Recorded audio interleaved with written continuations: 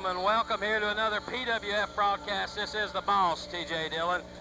We are live. I'm unfortunately having the privilege of being here with Dylan Sizemore, who's in the ring right now. We have the presentation right now to Johnny Knieval for winning the red carpet rollout in a very impressive match against Mike Blade. You know, hats off to him for the win, even though I still don't like the little punk.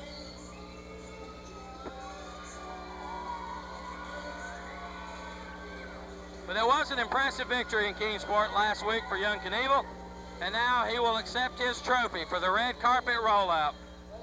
Let's hear what he says.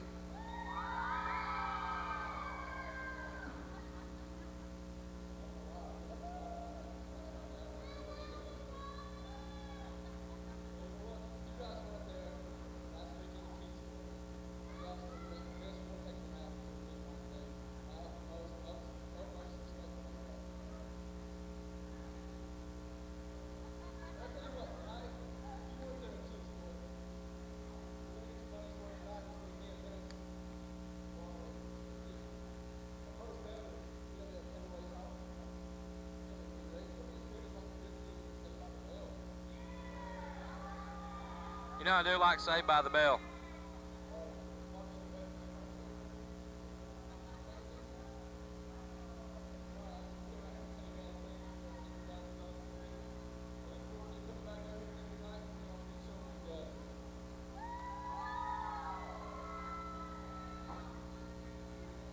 Ladies and gentlemen, give it up one more time for the 2009 Red Carpet Rollout Champion, Mr. Johnny Knieval.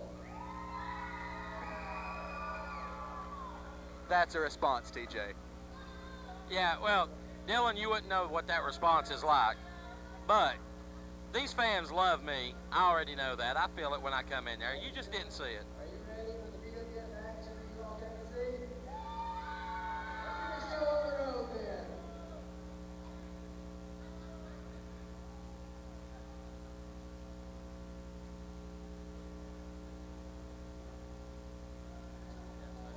The following contest is scheduled for one fall with a 30-minute time limit, and it will be for your PWF Internet Television Championship.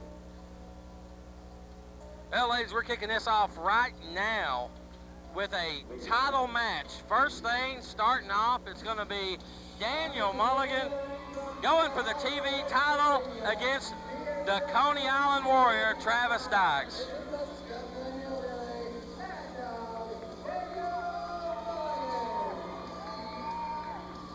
And how this guy gets an ovation the way he does, this guy right here is 2 cents short of $1, if you know what I mean. He sure whipped you all over the Kingsport Armory last week, that bull rope. Hey, you know what? That bull rope, and he got what was coming to him after I remember him getting his brain scrambled over there by a chair shot and a couple of bull rope shots from yours truly. Yeah, you had to have Josh get him down before you could use the bull rope on him. Hey, I don't have to have anything do anything. I just go out there and make sure that you learn one lesson, and that's don't cross the boss and you don't cross Dillon Enterprises. Travis Dykes is another one that's also in our crosshairs. And here he comes, the longest reigning TV champion, the Coney Island Warrior, Travis Dykes.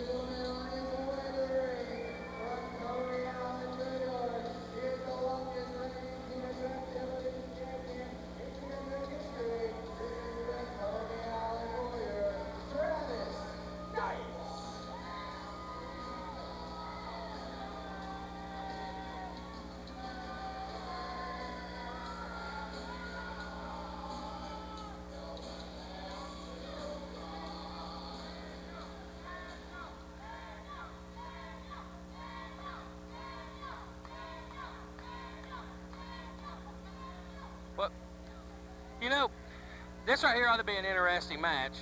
Both of these guys are in Dillon Enterprises crosshairs. We got Mulligan, and we got the unorthodox Travis Dykes, who is, as you mentioned, the longest reigning television champion. And look there. Look there. Look at Dykes. Dykes and Mulligan are playing keep away with the bull rope from the referee Marcus. That's funny. You sure seem to be familiar with that bull rope. You really need to let that go. But let's just Let's just break something down here. This is the first one-on-one meeting between Mulligan and Dykes. They've had many meetings in tag team matches on the opposite sides of the ring and what have you, but this is their first one-on-one meeting. And in my opinion, out of all the TV title contenders that Travis has had, that list contains Ace Danielson, PD Hogg last week, who we just wiped the floor with. We've seen numerous contenders. Daniel, I believe, being a former heavyweight champion, former Southeastern champion, he will be the toughest contender for Travis Dykes. Daniel Mulligan was former heavyweight champion? Yeah, he beat Modern Day Superstore at the finale. I just like to say that. He has a real problem with being told about being the forgotten champ. TJ, I swear, one of these days you're just going to say something and Mulligan will get you for it. And I am waiting for the day I would pay money to see it. But look at this crowd right here for Daniel Mulligan. Listen to these great fans in Rogersville. That's a different story. But tonight's going to be a big night. Dillon Enterprises is going to be victorious. We're going to win and defend our titles that we have fought so hard to keep. And, you know, this match, I really don't care. I hope they beat each other senseless. And then whatever's left of them, I think Dillon Enterprises will come in, and led by Josh Crawford and Terrence Tyler in the Tower of Power. And I think they will finish the job. There's still something we want to point out here. Even though the last time we was in Rogersville, which, by the way, was a phenomenal event, we seen Travis Dykes in that War Games, the king of War Games here at PWF. Even though he's still probably feeling the effects of that, no doubt about it, I think he would be in better shape than the Scuffling Hillbilly after last week at Kingsport when you all just destroyed him. Uncalled for, by the way. Uncalled for. He hit me with the bull rope. You've done reminded people of that about 3 times. Anyway, right now we look like we're seeing some of Dykes' dirty tactics again. You know, Dykes has always been one of those that will bend the rules slightly, and now Mulligan seems to be having a little tomfoolery with the referee. Maybe these two guys ought to worry more about beating the crap out of each other instead of the referee. But now Mulligan goes in with a series of rights and takes Dykes back into the corner. Mulligan's setting him up for something. What is he doing? There's a chop on the chest. The first plate of chop served tonight in Rogersville. Yes, and there's big belly splash into the corner, and Dykes drops down to the bottom rope. A super hillbilly splash there. We also will see Travis Dykes later possibly hit that second rope elbow splash that he does. Oh! Oh, I think the armory floor just shook here in Rogersville, Tennessee. Is Travis Dykes wearing a Miami Vice t-shirt under that jumpsuit? Kick out by Travis Dykes. Travis Dykes looking here tonight to keep the longest reigning TV title reign in PWF history going. He won this belt here July 19th, almost a year ago, just about 2 or 3 months shy of a year since Travis Dykes won that belt. And he's faced many contenders up until then. But like I said earlier, I think Daniel will be the toughest one. Daniel back over here. Looks like he's going to set up for something. What's he doing? No, he's going back over there. Spear by Travis Dykes! Travis Dykes in the corner. He just turned him inside out, and then Mulligan is down, and it's about time we've seen some real physicality come out of this matchup. I mean, Dykes is a little bit out there. These guys, you know, if they come down to a Pier 6 brawl, I got to give the edge to Mulligan, but Dykes is so crazy and sadistic, and they're a hard kick. Floors Mulligan. These guys are so nuts, they're liable to beat the crap out of each other. I'm kind of actually starting to get a little excited. Oh, what kind of freaking Guri-style kick was that? Beautiful move by Travis Dykes. He goes for the cover. No, Mulligan kicks out by 2. You know, this is going to be an interesting matchup. You know, and I admit Travis Dykes is the longest reigning PWF television champion. He's held on to the belt. You know, now he's working looks like a kind of an armbar, like a reverse armbar stretch, pulling on that neck of Mulligan, and that looks painful. He calls this is a variation of the Coney Island crossface. We've seen him use that to put away some opponents as well, too. But like you were saying earlier, I don't think we're going to see that much wrestling action out of these two. Now, granted, Daniel Mulligan and Travis Dykes, they can both wrestle. Everybody here in PWF can wrestle. But these two are more... Somewhat. You're supposed to. But both of these men are more acclimated, so to speak, to the fighting, like just ground and pound style of wrestling. We just seen Daniel Mulligan with a splash in the corner here. Travis Dykes laid out. That was the second big splash we've seen from Daniel Mulligan. You got to believe he's building up to the super hillbilly splash. He's going to cover him after the splash. 1, 2, 2 count only for the Scuffling Hillbilly. Travis Dykes holds on to his TV title. He's hanging on to it right now, Dillon, but you know, you may have done your homework here. This is going to be an interesting matchup. This is the first ever one-on-one meeting, as you touched on earlier. we want to let everybody know again, May 8th and 9th, we have Jake the Snake Roberts, and he better not have that snake. I'm telling you right now, I want no part of the snake. I want no part of that snake. If Jake the Snake brings a snake to this ring, I am going to be nowhere near it. Anyway, Mulligan there throws in, hits him with a nice running shoulder block there. Just knocks Travis Dykes straight on his backside. Travis Dykes looked like his nose is hurting him here a little bit. Oh! Mulligan hitting him with that running, I don't know, it's a variation of a shoulder block, like I said. It just drove him, hit him right in the nose. Mulligan is a little bit taller than Dykes, not that much, but just a little smidge bit taller, I would think, maybe. Oh, there, Dykes went for that Wonder Wheel. Oh! Super Hillbilly Splash! 1, 2! No. Travis Dykes, great ring awareness, hits the ropes with the wear with it all. Hillbilly Splash, Super Hillbilly's coming off the second rope. And I think if Mulligan would have went to the second rope right there off that mistake, he would have probably got the 1, 2, 3. Part of me believes that if he had tried to go to the top, he wouldn't have had that much time. Part of me, he's going to have to do a little bit more. Travis Dykes has been through way much more. Another splash in the corner. That's a third splash in the corner. Travis Dykes has had wars with Hans Kitzinger, for crying out loud. We've seen them two. Oh, what's this? What's this? Oh, what's this coming out here? Josh Crawford gets a chair. Modern day slow. Look at this crap. What's this? Dustin Steele. Oh, with the bell. With the disqualification. Oh, and look who's back. Look who's back in the ring. Dustin Steele back in the ring with Terrence Tyler and his Tower Power. Never underestimate the boss. Chair shot to Daniel Mulligan. Hasn't he? Chair shot to the referee. Sort of a chair shot to the referee. Dustin Steele. Modern day superstar Josh Crawford comes out here. Another brilliant chair shot there. I told you. I tried to tell you, Dylan Sizemore, both of these guys are in the crosshairs of the PWF. Both of these guys are in the crosshairs of Dylan Enterprises here in the PWF, excuse me. I made a verbal slip. But Josh Crawford, Terrence Tyler, the modern day superstar, and Dustin Steele are right back here. Oh! Josh off the second rope with that chair right across Travis Dykes' mush. And now the superstar has Mulligan in the corner. Oh, make a wish. Drove the knee right into the good basket. All I know is we got a beatdown going on here. We just seen Josh Crawford and Terrence Tyler and Terry's Tower of Power come out here. That makes me sick, absolutely sick to my stomach. TJ sitting over here basking in the glory of it all. That makes me sick to my stomach. Haven't we seen enough of the beatdown to Daniel Mulligan and now Travis Dykes too?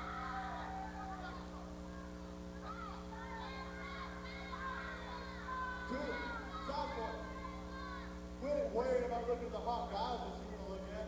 Look at the very microphone. It's true Dylan Sizemore likes guys. You see, last time we were Rogersville, March 20th, over a game match, they got screwed out of it. And those on top of the cage, hey, you, look at me, hey. If I remember correctly, you couldn't get the door open when I was trying to go out. But you know what? When I climbed up, you so happened to got the door open for Johnny Knieval, didn't you? Didn't you? What are you doing? Why? What was wrong with the door? You see, tonight, just like you better watch your back because like Johnny, like Daniel Mulligan, and like Travis Dykes. Tonight, we declare war, and we get every single one of them back. We got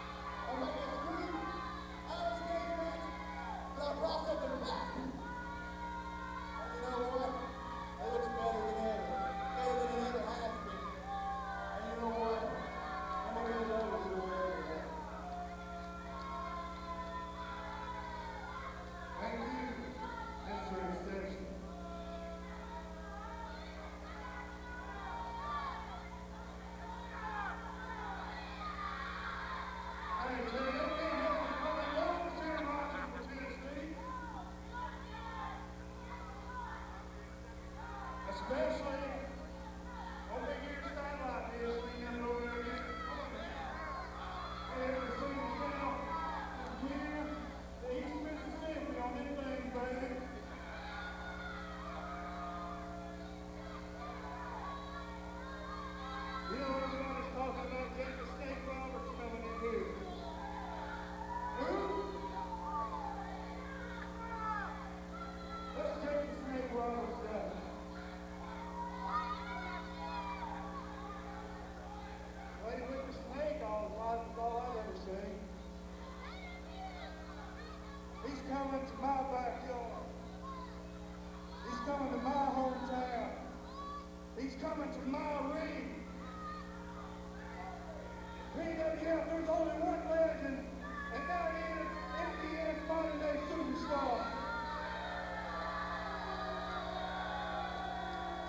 And that's absolutely correct. He is the first Grand Slam champion in PWF history.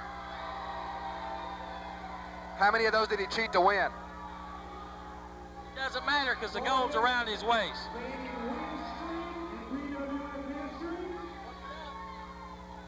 Longest reigning PWF heavyweight champion in history. The only Triple Crown winner in PWF history. Like it, love it, hate it, it doesn't matter. Everyone, you know why you're here tonight. They have to see Indiana and Terry Collins out. Exactly.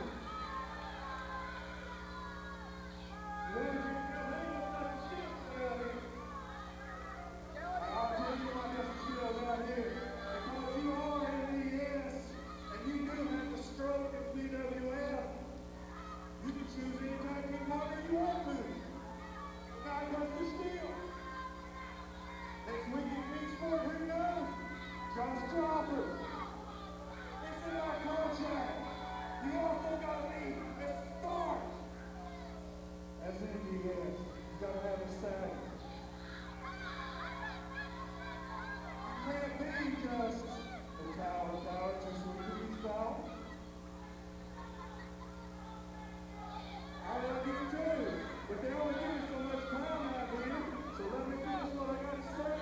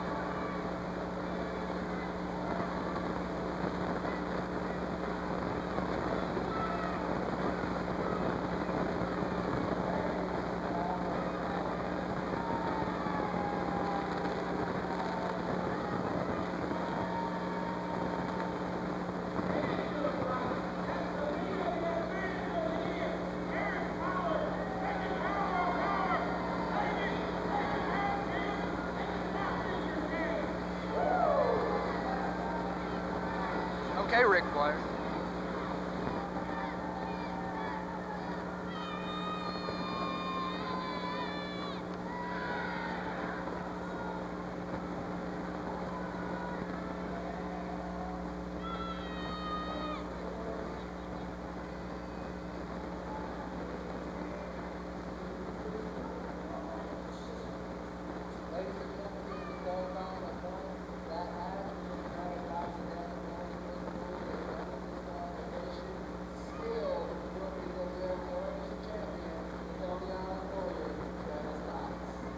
Well, of course, you know, it ended in a double DQ.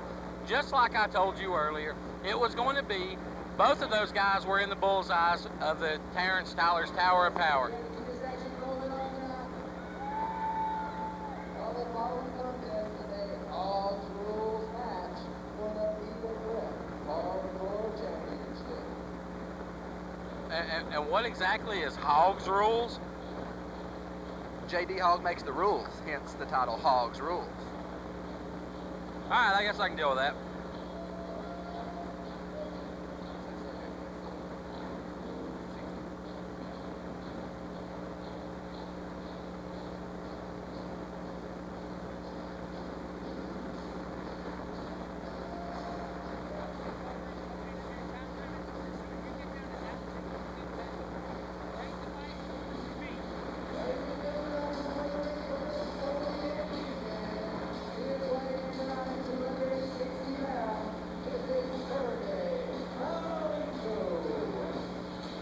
know, Sergei Malenko is a very impressive technical wrestler.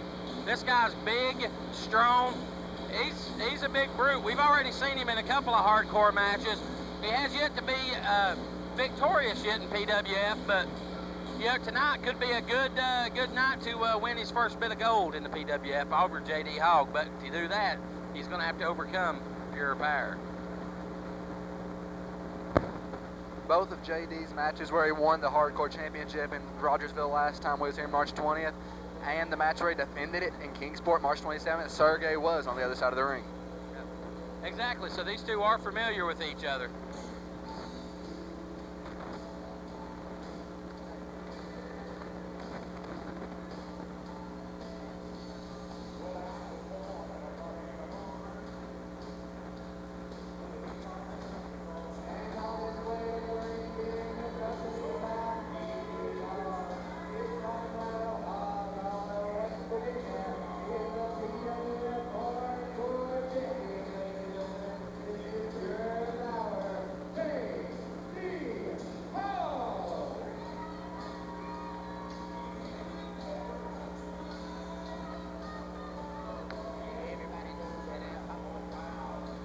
Please don't sing again.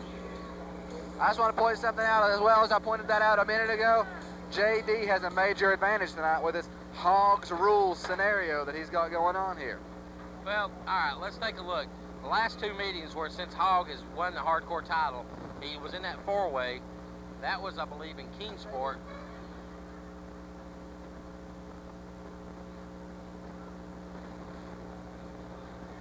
You know, I'm interested to see what the Hogg's rules is. I know it's JD's rules, but, you know, this is Sergei Malenko's first ever one-on-one match for the hardcore title. And Dylan Sizemore going out to the ring. He might be partially retarded, I'm not real sure. I know the timekeeper next to me over here is partially retarded. Have a cookie, James.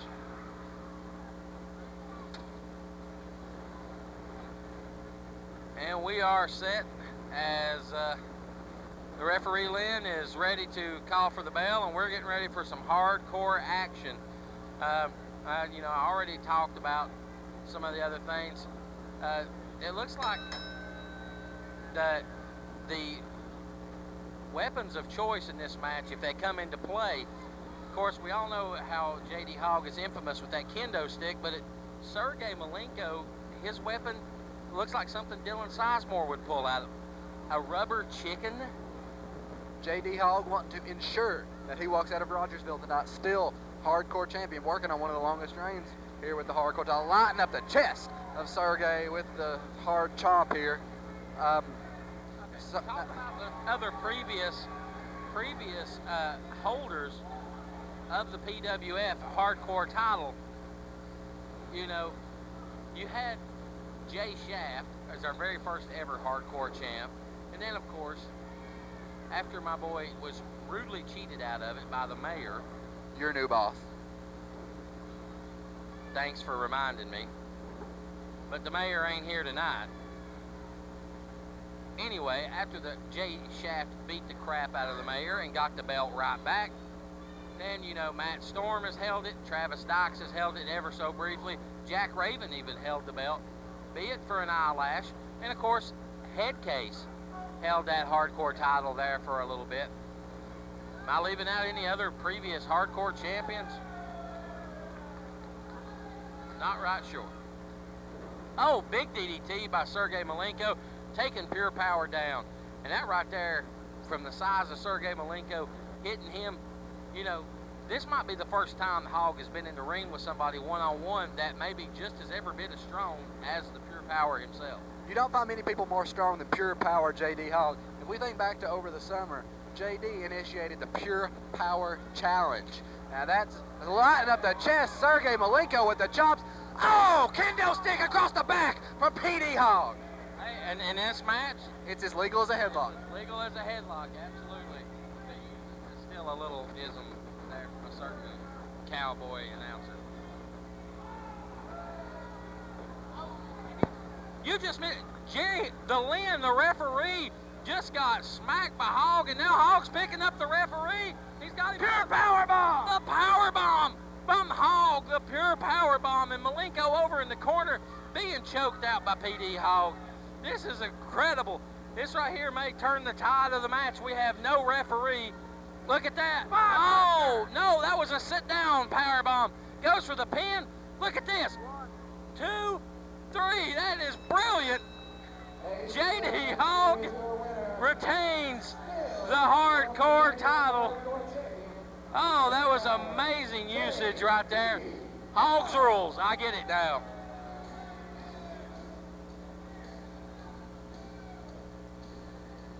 And Hogg ain't done yet. Look here. Referee Lynn. Oh, and Malenko thrown into each other, a clothesline to each other. I gotta say, I'll take my hat off to JD Hogg, a guy who's got a little bit of the boss's thinking mentality.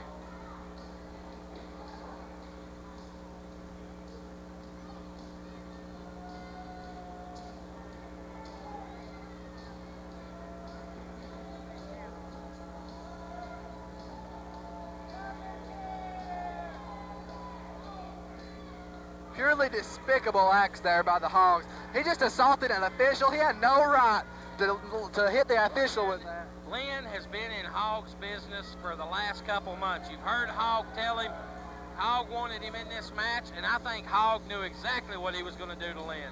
The only thing that Lynn did was call a match down the middle. JD Hogg, however, had to take offense to it just because he likes to bend the rules, and Lynn wouldn't get him away with it. Now look at that. Lynn got laced with the kendo stick. Sergei got, look at the gash on Sergei's back right there. It's all because JD Hogg had to throw a little temper tantrum because he wanted to get back at Lynn. Well, I guess you learned a lesson. You don't mess with the Hogg. All I know is I'm disgusted by the actions that we just seen I'm of JD impressed. Hogg. You would be.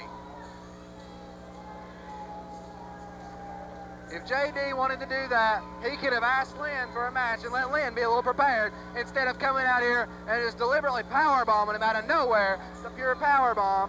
Lynn's an official. He's not trained to take stuff like that. He's not trained to get in there and go with JD Hogg. Yeah, in this business, you better be trained to take a whooping in that ring. If you're going to get in that ring, it happens. Lynn knows now.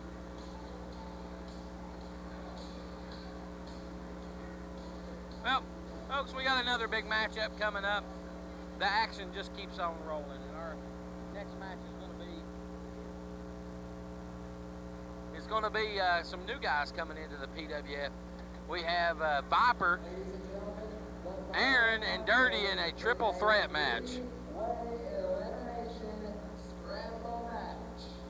Three-way elimination scramble rules. You just heard Sizemore tell you. This is some talent out of Kentucky and North Carolina and some of the bordering territories looking to break into the PWF.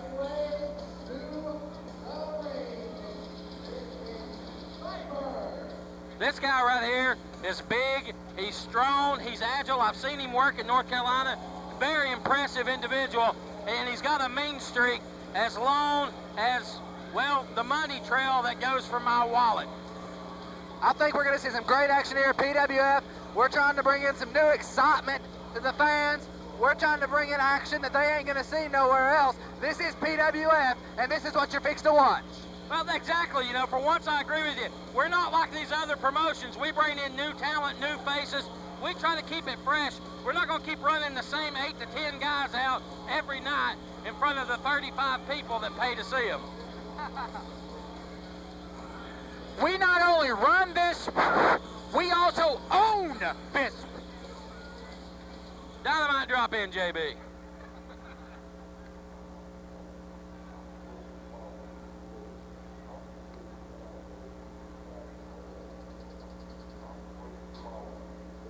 On his way to the ring from Greenville, South Carolina, this is the man they call Dirty. This guy right here is an impressive individual. We saw him last year when we were here in Rogersville. He was in that part of that fatal four-way match, you may remember. He was impressive. Whoa, I know people in Tennessee don't cheer for black men, so don't let me hear y'all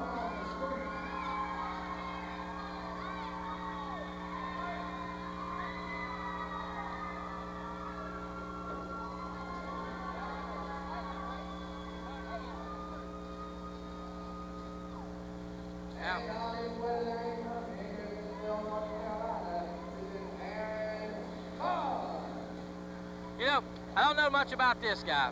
Out of all the people that's come out of the locker room, this is one guy I don't know a whole lot about.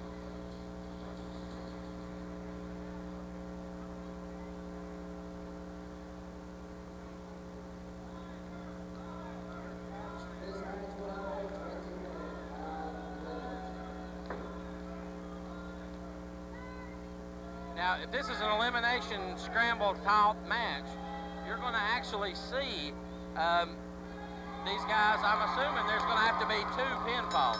2 pinfalls to win. The match will not end after the first pinfall. That will just eliminate Rogersville, Tennessee. Sorry. Oh, beautiful drop kick to the back of the neck by Dirty. If you missed right now, he was trying to go for a pinfall. It's broke up by Viper. You know, if you missed it, just moments ago, we had a power outage, folks. We are sorry. The only lights we had in here were the floodlights. We couldn't tell what was going on. Some amazing action that you missed during that break. Dirty jumping off the ring apron to the outside, double clothesline, taking down both men was amazing. And Viper goes for the home run, but nobody's home. High-risk maneuver, TJ. He risked it all. He lost it all. Now back to the floor. Dirty going for the pin. 1, 2, stupid for breaking it up. Yeah, you know, I wonder if these guys realize this is an elimination scramble match. It's 2 pinfalls to win. You know, let them go ahead, get rid of the one guy, and then focus on the other one. Looks like we're seeing Viper here, staying on the outside of the ring. Oh, beautiful kick. Taking Dirty down. Big boot and a beauty.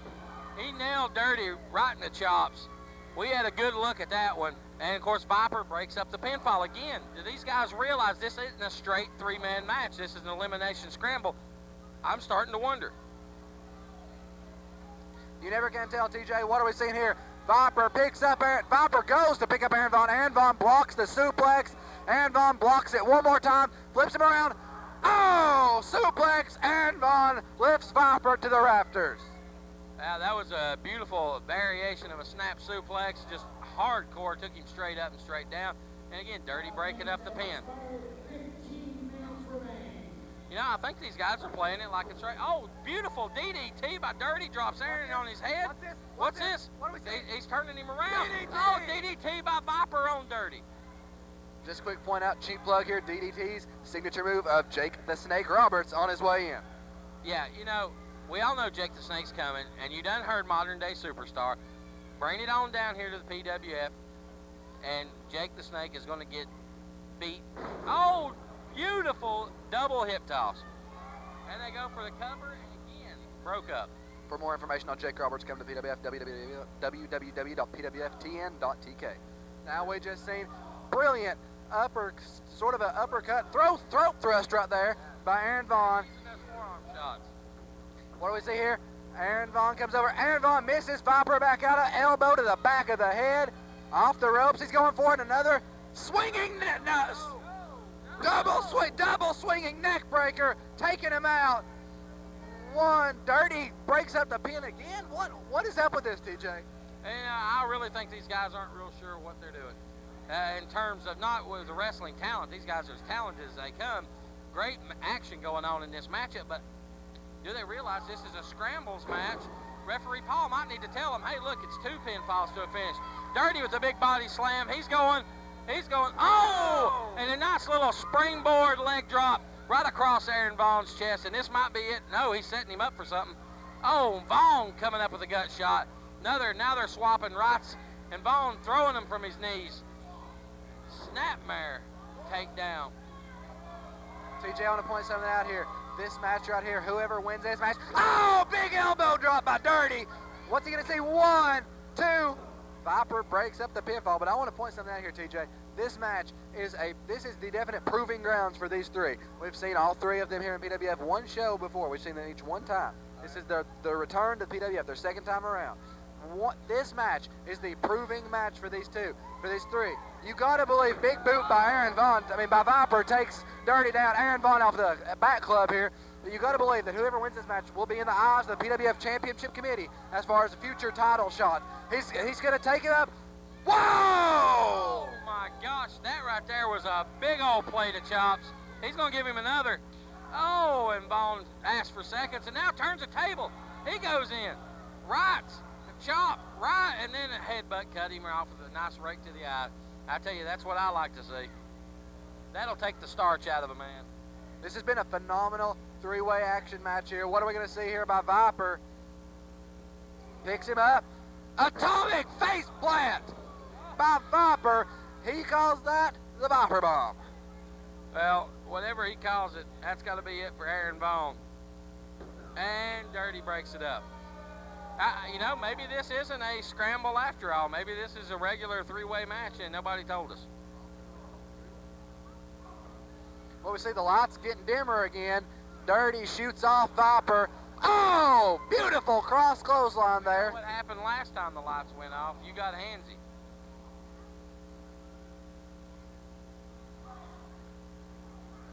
Now we see back to the action. Not true, by the way, TJ. You just wish it would. Hey, Josh Crawford said you like men. Josh Crawford's a dummy. You want me to go tell him you said that? You know he's watching this backstage. You want to be in his sights? You've seen what happened to Travis Dykes and Daniel Mulligan. Oh, spin kick taking the head of Dirty off. That was nasty all over it.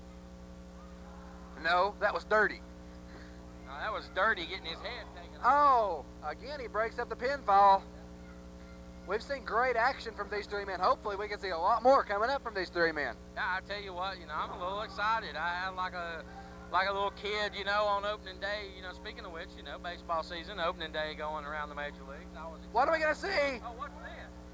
Code Red Ball! Oh, wow, that was amazing. And he Kicks out. Wow. That was the most amazing move I've ever seen. Well, not ever, but that's pretty darn close. Oh, big kick right there by Dirty. Kick by Dirty just took Aaron Vaughn's head off, and I tell you what, this action has been high impact, hardcore. It's been really good. Normally I don't get a chance to sit out here and see all these matches because I'm usually back. Oh, look at that. Straight martial arts kick, reminiscent of some chin music. Nasty by Dirty. We've seen great action here. Too much action to point out. Dirty now over at Dirty. Oh, we just seen. Did we just see him grab him below? You know, I hope not, but that's sure what it looked like. It may have been. It may have been. A way to take somebody out. Well, I tell you what. We talked about all these guys have been here before. Last time we were here in Rogersville, of course, Dirty was in that big four-way match for the #1 contendership for the Southeastern title, I believe it was. And he come up a little short. And the last time we seen Aaron Vaughn and Viper, that was back in October of '08. And at the Keensport Armory, Where we will be Friday night. Where we will be this coming Friday night. Exactly, good plug. And, you know, should be interesting. But again, you have already seen tonight as we're... Double cross, Viper. Look at that. Oh, double Throwing cross, him in. Viper outright throws him into Aaron Vaughn in the corner. Head first, Dirty just took Vaughn right in the midsection, and I guarantee you Vaughn's feeling that. But last time we seen these guys in Keensport, it was Aaron Vaughn, and he beat Viper. So that was a interesting matchup. Like you said, the second time he does. And you know, speaking of interesting, what about that beat down on Daniel Mulligan and Travis Dykes? On the sky high version of the sky high power bomb. And that was just a beautiful move. Took him up about 6 feet and dropped him straight down. Oh, another beautiful kick to the side of the head. Dirty, definitely the MVP. Dirty, he's going up. He calls this snakes on a plane. Snakes on a plane? Snakes on a plane. Somebody quit saying snakes. I'm already nervous about it. Oh, Aaron Vaughn stops it. Aaron Vaughn stops it over there. Aaron Vaughn stops it. Now he's got Dirty on the top of the rope. Aaron Vaughn shots to Dirty on the top. Not a great place to be for Dirty. What are we going to see? No man's land. It's really risky for both these men to be up here. Aaron Vaughn, Viper comes over here. We're going for a tower of power right here. Tower of power drop. Dirty getting the front end of that deal. Viper knows what is up. Yeah, that right there was just nasty all over it. Dirty laid out, Vaughn laid out, Viper just taking advantage of a great opportunity. He's big, he's strong, and he's going to take care of Vaughn right now with a big right hand. Now we see Aaron Vaughn and Viper going at it here. Aaron Vaughn ducks the clothesline, ducks that, pulls him around. What's this? Oh, what are we going to see here? Oh my God! Viper bomb in full effect by Viper. Now Dirty comes in, back bottom. That's like, what do we, 1, 2, 3. That's it. Ladies and gentlemen, here's your winner of the match. No, he's just elimination. Sorry, man. This match is going on. Viper has been eliminated. Viper's eliminated. The match will continue. Wow. You know, I almost thought that these guys had. This is just high impact move after high impact move. Right there, too, I just saw it. I don't know what it was, but I liked it. I'd like to see it again. I pray that we will see more out of these 3 men coming up in the Pro Wrestling Federation. And Aaron and Viper looks like he's going to just take a seat over here and watch some more of this action. Yeah. Viper probably, after taking that move from Dirty, probably ain't real sure where he's at. And there it is again. Inverted side slam, 1, 2. Aaron Vaughn kicks out. Heart of a champion. Well, you know, I think Dirty right now is thinking, what have I got to do to put this guy on his back for 3? Wow. Oh, stiff shot to the side of the head of Aaron Vaughn by Dirty here. Takes him out. Takes him down to the mat here. That's where Dirty wants him to be. Dirty can get him to stay down. Dirty can hit the snakes on a plane drop that he hits off the top rope. What's this? He's got him up. Aaron Vaughn has him up. Oh, Vaughninator! That right there was just nasty. Dropped him right on his head with that variation of a kind of a.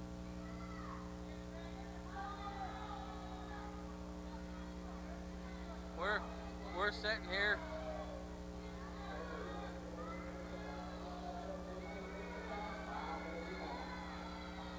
It's right here. Oh! He went for the 450 and missed. Now here goes Dirty. He's gonna hit it. He's going up. He's gonna hit it. Snakes on a plane. Oh, big time 5-star frog splash. He calls it snakes on a plane. And oh, Kicks out. unbelievable. What a matchup this has been.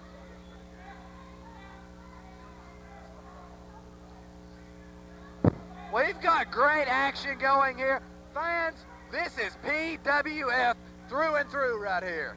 You want to see great action like this, come out to the Rogersville Armory, come out to the Kingsport Armory. Anytime we're running a show, come out to it. You can find these shows, www.pwftn.tk. And for those of you that need to slow down the tape, it's www.pwftn.tk. Dylan's on crack. Anyway, back to the action, but I tell you what, I can see why he's hyped up. This match has been off the hook. And here comes, oh, what that move, just beautiful, diving in the corner, a variation of a clothesline, kept around to the side, and now Aaron Vaughn pulls Dirty out. What has he got set up for him? Aaron Vaughn runs, oh, to the lower section. Did you notice he did a split? Now he says it's over. Dirty pulls it out, gets him up, inverted side slam that we've seen him use, Dirty bomb.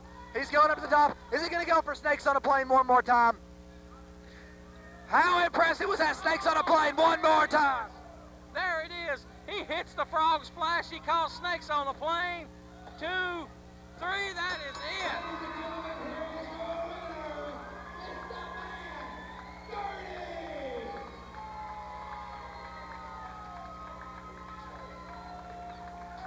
Ladies and gentlemen, the only word I can think of is wow. Phenomenal. That was phenomenal. That was to the definition right there, TJ. If you look up that word in the definition, you're going to see that. That was great action right there. That's one of the best three-way matches we've had in PWF in a long time. That was that fantastic action. All these guys really impressive. And, you know, who knows? We might see one of these guys with some PWF gold in the future. What a great match we just saw.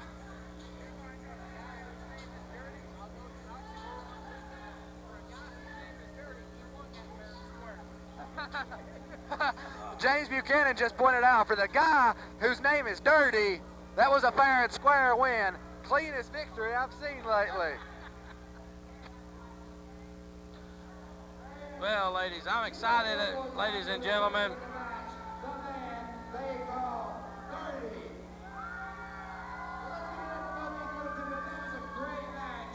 Was it not, man? Let's give all a round of applause.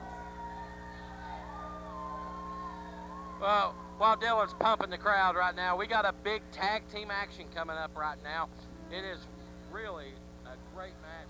It's going to be the Deathriders versus Cody Blade and Randy Warner. This should be a battle of young up-and-comers, once again taking on the veterans, the Deathriders. Normally I'm at the Deathriders side, but right now there's some problems, but we're taking care of them as we speak.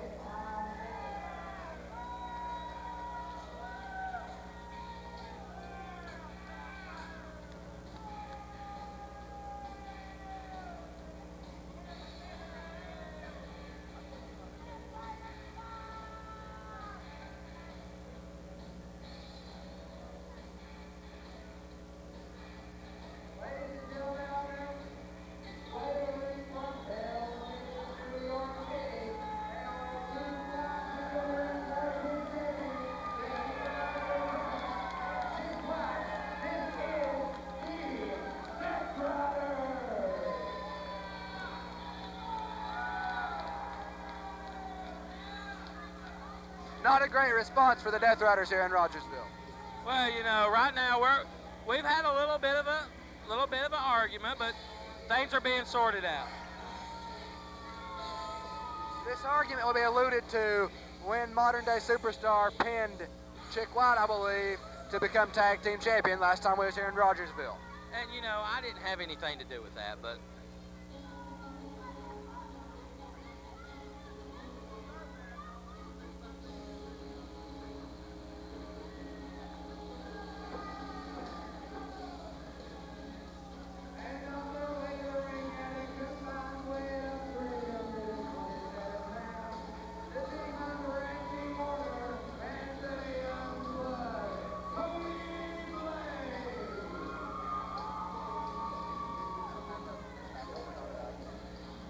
This is two impressive up-and-comers here in the Pro Wrestling Federation. Youngblood Cody Blade.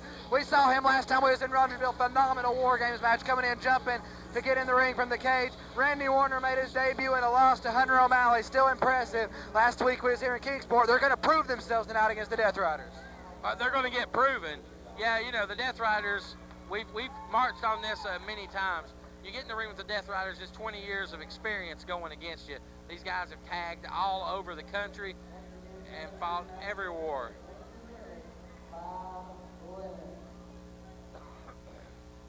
They fought every type of war you can think of. Right now, Cody Blade and this newcomer, Randy Warner, who was impressive in his loss to Hunter O'Malley. You know, these guys are, they're in for a hard road ahead. I've been in the ring with Crunch before. It is not a great way to spend your night. Well, it looks like we're going to see young Randy Warner in his second match ever in PWF, and the equalizer Crunch going at it here. I have a feeling this is going to be some great action. Now, Randy Warner, Cody Blade, they are here this match.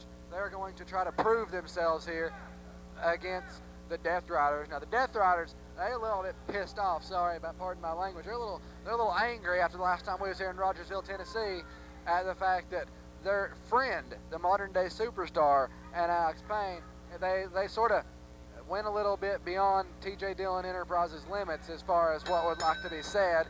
That bell hurting my ear a little bit. I'm going to be joined here on commentary for this match by my former commentary colleague, James Buchanan. Now, James, we know you have a prediction site on the website every week, every time before a show, James Predictions. Now, what's your prediction for this match? Well, I got to tell you, I'm just now learning about this match. I like the team of young Cody Blade and Randy here. Cody Blade particularly has impressed me a lot with some of his previous matches here. Of course, now you can never discount the Deathriders, so I will say this young team will definitely have their hands full with the Deathriders. Let's see how they can fare in this match. I have a feeling the Deathriders will definitely take it to them.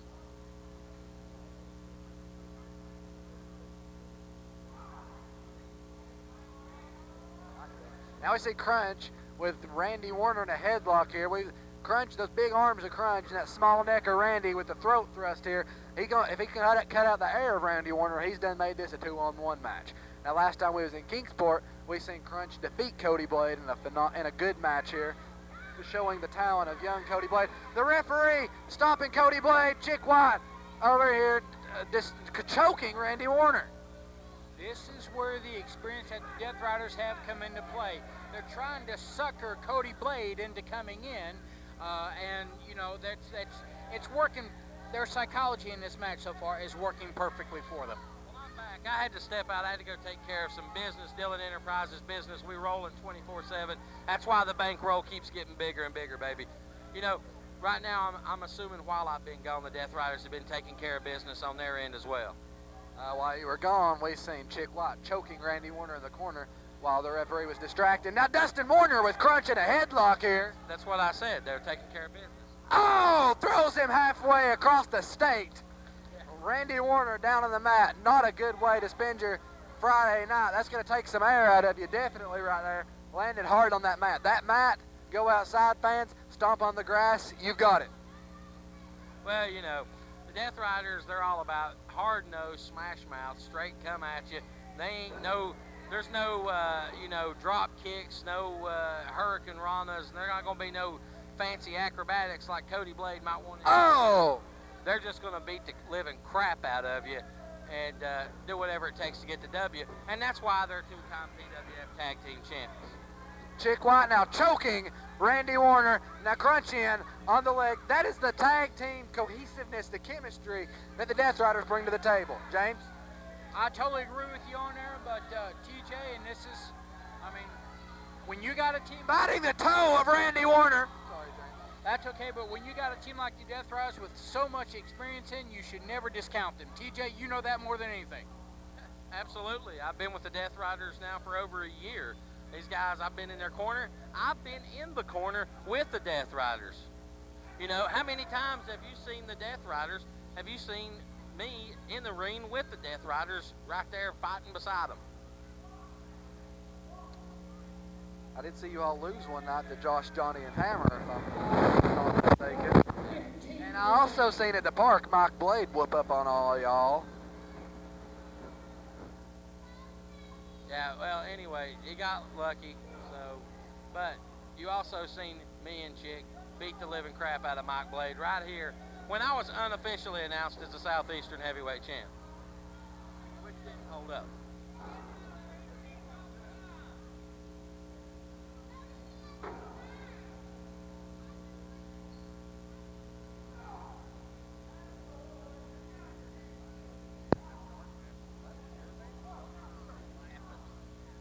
We've seen some good action here. Deathriders working over young Dustin Warner, trying to welcome him into the PWF. Right now, Dustin Warner's probably wishing he would have stayed at McDonald's. Hey, Oh! didn't you used to work at McDonald's? No. I eat there all the time, but I didn't used to work there. Well, I can't say I haven't ate at McDonald's. You definitely can. Now it's Red Lobster and filet mignon for the bomb. Oh, punches to Chick White in the corner. I've seen stronger punches, but those are certainly going to knock some sense into somebody. Well, that's definitely true. If it does knock some sense into you, it'll definitely knock a few screws loose. Chick White may not have that many screws left to stay in, but... You said that, not me. Oh, big splash in the corner by the young blood, Cody Blade. Now Chick White eye rake. And that cuts the steam right off. As soon as Chick White got a hold of Cody Blade, he instantly took it. Oh, face to the boot. And how many times have they been able to introduce that? Randy Warner acting like he wants some, but really he was hoping that referee would hold him back. Now we see Crunch here shoot Cody Blade off into the ropes. Oh, clothesline to Cody Blade. Now the punches to now the neck vice. Oh, you know what that feels like, don't you?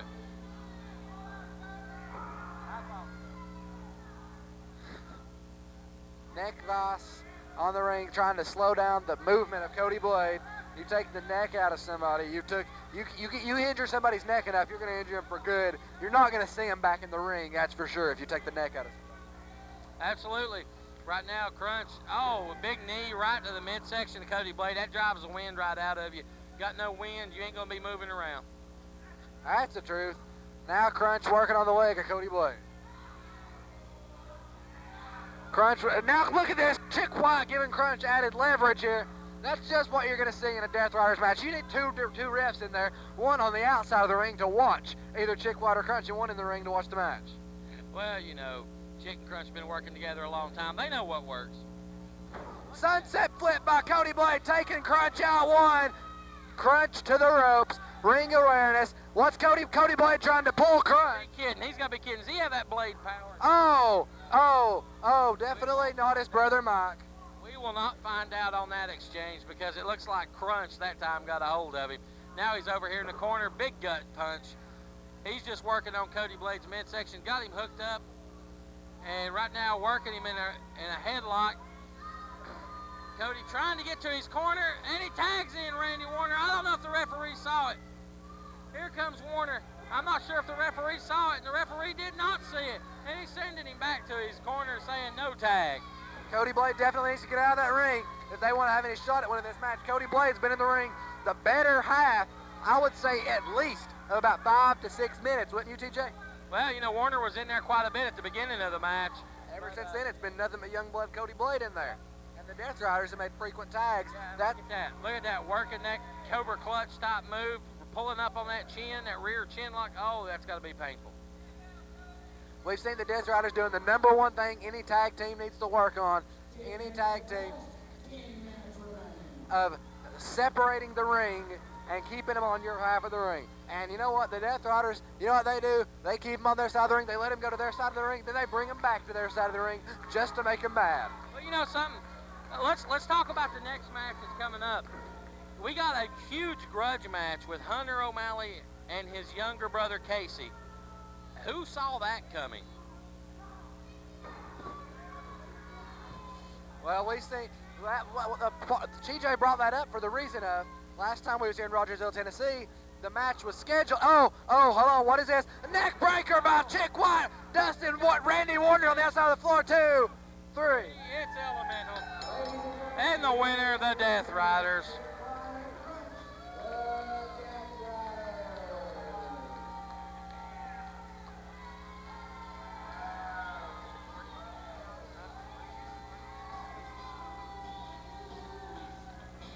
And that was beautiful work. We've seen that tag team move many times.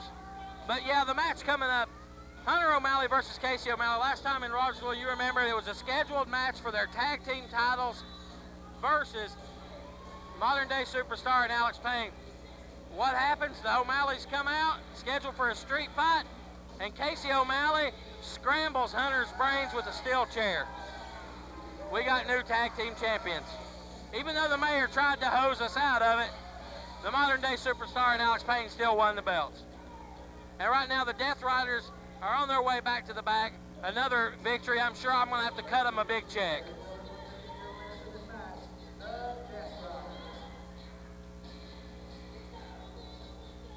How about that young team of Cody Blade and Randy Warner, TJ? You know, they were impressive, but ultimately they faced the Deathriders. That's not someone you want to face in your first match.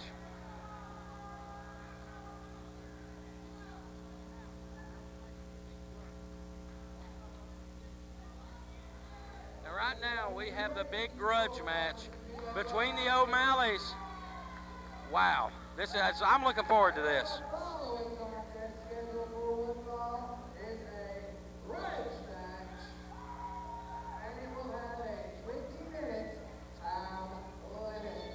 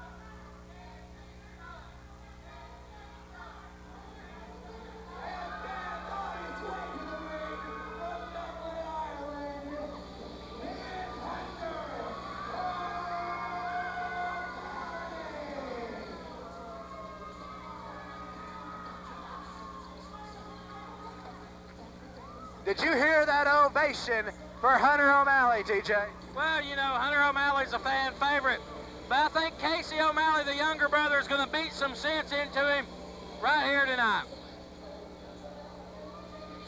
Like we was touching on a minute ago, last time we were here in Rogersville, Tennessee, March 20th, Casey O'Malley destroys Hunter O'Malley, sent him to the hospital with concussions over a steel chair shot because he was jealous. I done told you about that. I said that earlier at the outset. You know, this is going to be one of those matches where these guys are going to beat the living crap out of each other. And since really I don't like either one of them, I'm enjoying it.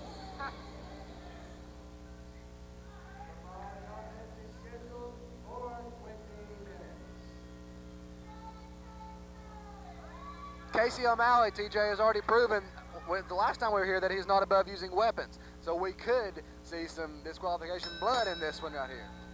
Well, I think this is going to be a good old Irish bar fight, if you ask me. I think these two guys are going to take it out and swing the old shillelaghs outside, and this may just be all over this place. I don't think we're going to see that many deep arm drags in this one. No, definitely not.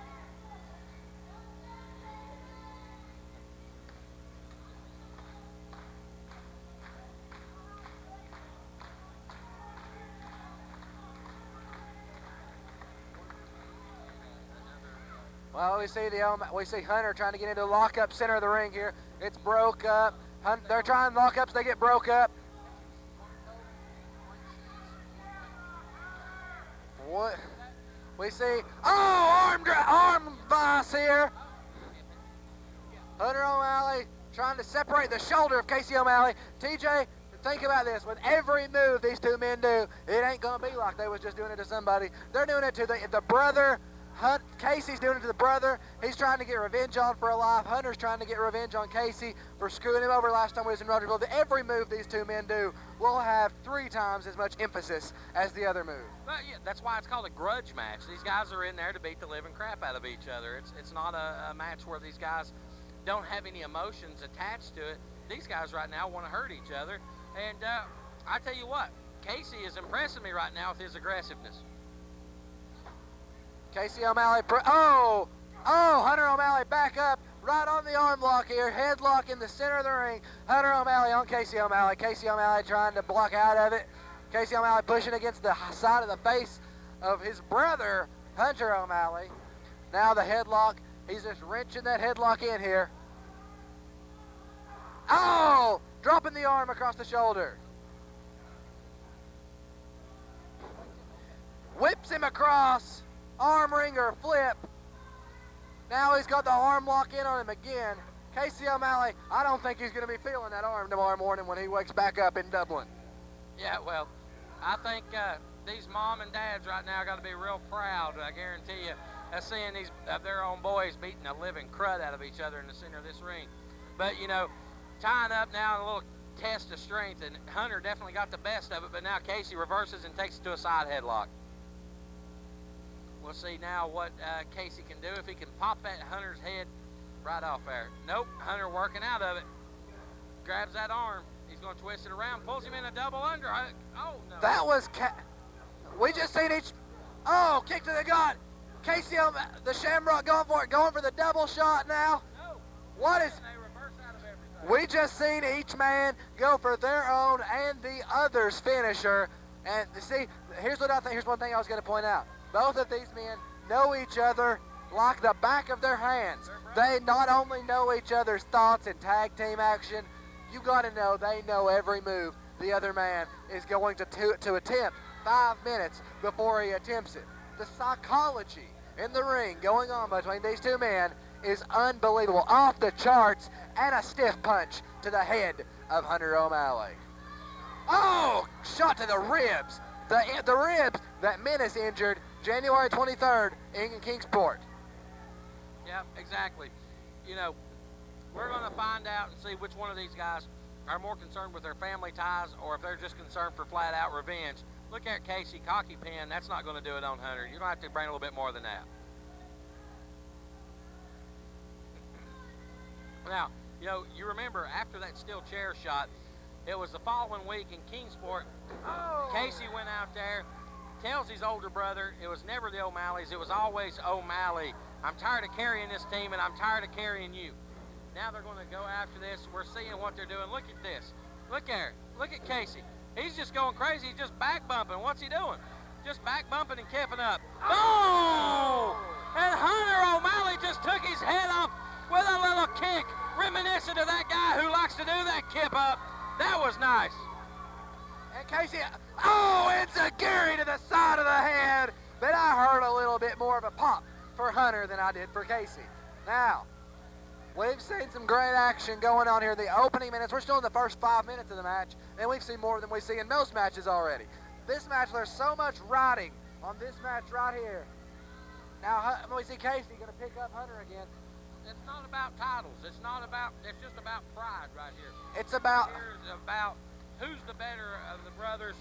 We're going to see something. It's about being able to wake up tomorrow morning, get out your cell phone, text your brother, and say, man, I just killed you last night in Rogersville. Both men outside the ring. Huge clothesline. Hunter O'Malley's being able to stay in the ring here. Yeah, Hunter was able to hold on and stay on the apron. Casey went right out to the floor.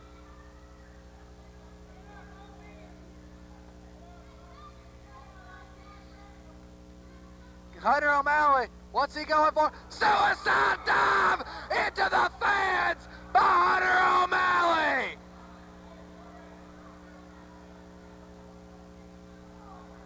TJ, I believe that woman just went on herself. I think she may have realized that this show wasn't in 3D. Wow. What can you say about this action, fans? Oh my Lord, PWF fans only here where we bleed purple, and we may see some of that blood if this match keeps going the way it is. TJ, can you believe it? Irish leg sweep. Can you believe it? 5 minutes into the match, and look at what we've already seen. These two guys, this is absolutely incredible.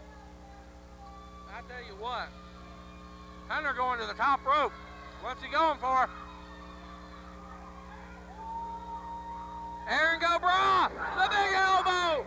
There it is, Aaron Go Bra. He hits it. He may have just broke Casey O'Malley in half. But he's not going for the pin. That's what we were saying earlier. Hunter O'Malley not going for the pin, telling him to get up. He wants to inflict as much damage as possible. We could see this match, Shamrock connects! We could see this match go the whole 20 minutes before either one of these men is done with each other. And then it could still keep going after that. 1, 2, Casey kicks out. We better be checking some Irish newspapers because we could be hearing about a bar brawl between these two. They spend most of their time there anyways. This is not going to be settled in a one-on-one singles match. We already remember Casey's arrest record. You remember this a couple of years ago? Casey got arrested for being publicly intoxicated. Hunter O'Malley now standing there looking at his brother. Did you? A little bit of jail time for that, I believe. TJ, I just want to ask you, what T-bone suplex? Nice. That was a beautiful move. Snapped it right off. T-bone suplex. He calls that the rumplex. The rumplex, all right. He got him a 2 count. 2.5. 2.5 right there. Hey, you know, whatever you want to call it, it was a devastating move. But anyways, TJ, I just want to ask you a question. A minute before we seen that, did you see the eyes of Hunter O'Malley? I've seen both of them. Look at Casey. I've never seen Casey O'Malley this focused before. Oh! Pin, he's going to backdrop with the bridge. Hunter O'Malley kicks out. But I just noticed. It just hit me. I looked up. I seen overhead belly-to-belly suplex with a bridge. It was beautiful. I looked in the eyes of Hunter O'Malley. I seen nothing. Hunter O'Malley's eyes, there was nothing there. He is a man possessed with hatred for his brother. These guys, like I said before, this ain't about a title. Oh, look there at Casey. Casey to the top. Headbutt! Is he going for the pin? He is. Here it is. This could be it. 2, No, Hunter kicking out again. What's it going to take to put this guy away? Both of these guys have got to be thinking this.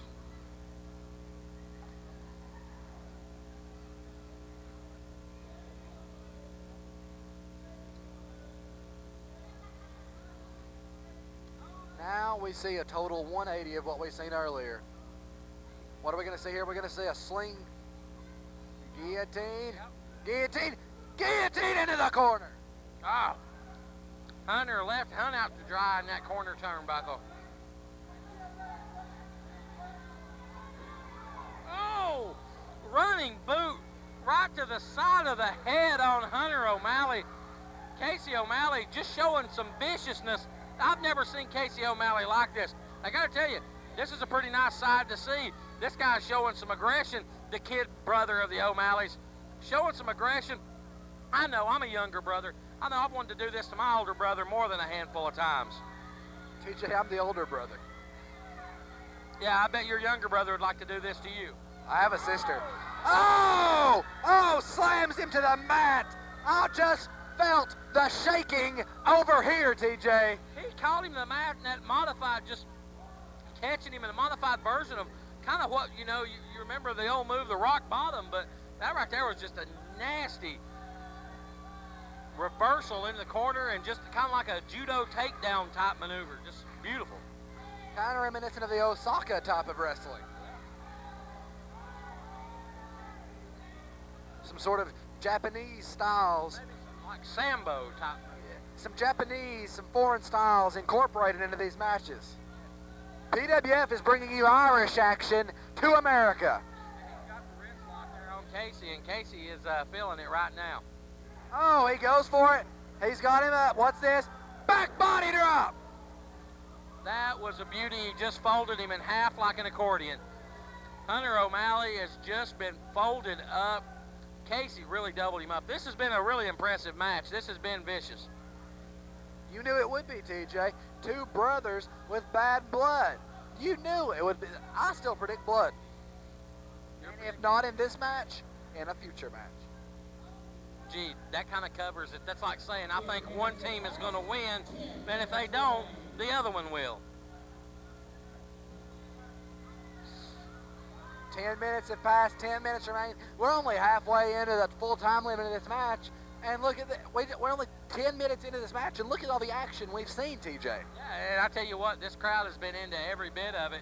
Great crowd. Enjoyed it tonight. I think they even enjoyed that Mulligan and Dykes beatdown earlier. And I'm telling you, Josh Crawford has got more for the rest of those little jabronis that was involved in that. I guarantee you, they're going to find out you don't cross the boss.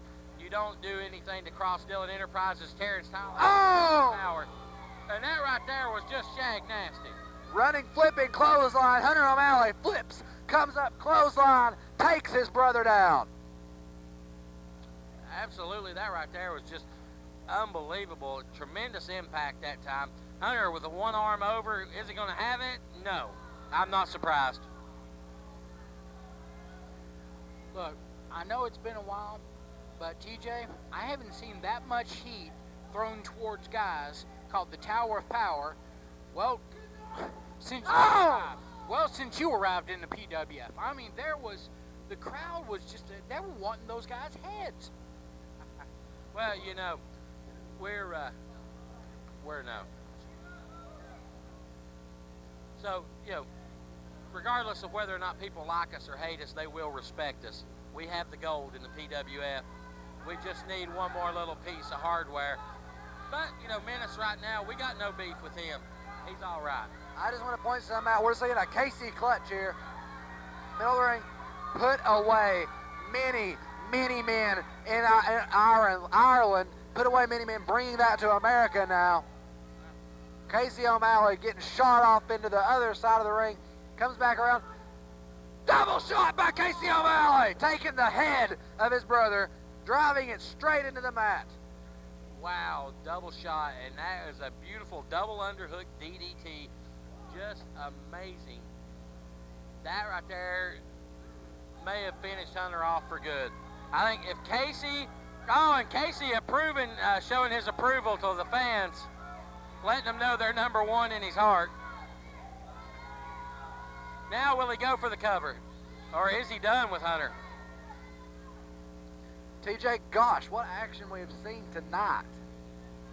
We've seen phenomenal action, and you know what? We're not even through. We are still going to come back later. We've got Johnny Knieval and Menace. We've got Mike Blade and Josh Crawford. We've got the tag team gold on the line. We've got a team coming in. They're well averse. Oh, there's that maneuver, the Hunter drop. He called it once. That right there was nasty. Is that going to be it? Casey O'Malley, no, he kicks out. I don't know if these guys are if they're going to be able to sustain this level of intensity much longer. One of these guys is eventually, from taking all these hard shots, eventually is going to have to succumb to a 3 count. TJ, we called at the beginning of the match, they're going to have to give everything they've got and then some if they want to win this match. He's going for it. Oh! The Irish stunner right there. Hunter O'Malley jumps up halfway to the rafters from the impact of that move. Anyone? Is that it? Come on. There's an old saying, TJ, there's no rivalry like a sibling rivalry. And we're seeing that in full force here tonight with the O'Malleys one-on-one. Well, you know, anybody else can have it, you know, any type of good match. You can have 2 guys that hate each other, but, you know, you touched on a good point. You're not right often, but when you are, I give you kudos, and that's exactly right. There's no love between 2 guys like there is brotherly love. And when brotherly love becomes agitated, so to speak, it's time for a good old whooping. And here he is whipping him off the ropes. No, it's reversed. Bull under. Gets him up. What do we got here? He spins him around. O'Malley driver! O'Malley driver! O'Malley driver! So nice, I'll say it thrice. Fantastic, the O'Malley driver. I'll throw one in there.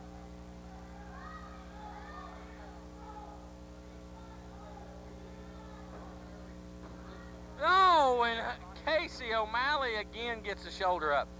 If you're not going to get a pinfall off a move like that, what are you going to get?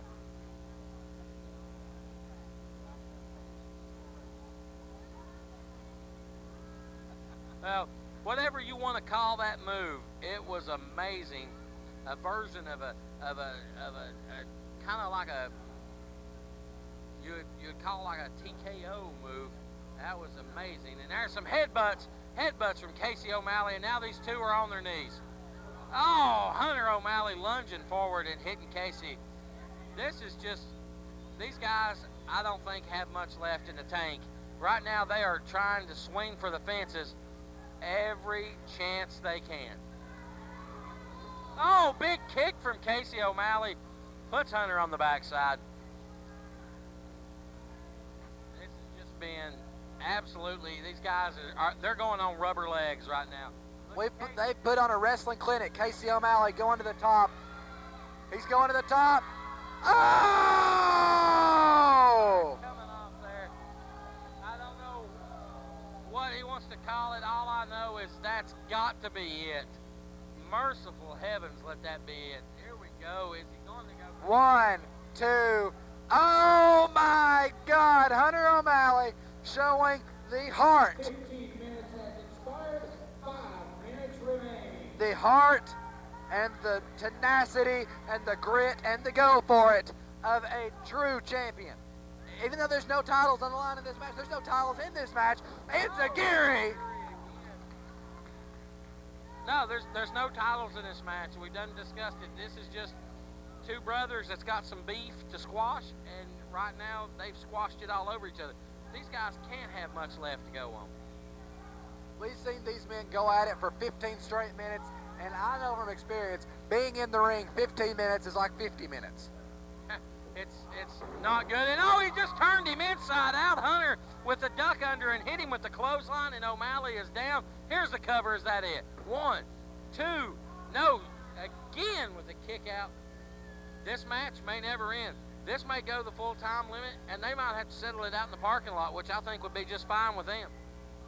If I know anything, this is far from over after the bell rings. Yeah, I don't think the bell's going to settle anything, but I think both these guys right now, you can tell they're on rubber legs. They're just all they can, and then boom, And as soon as you think that there's nothing left in the gas tank, explosion.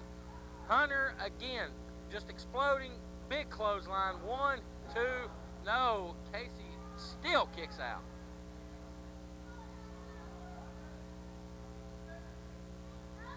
Wow, what action.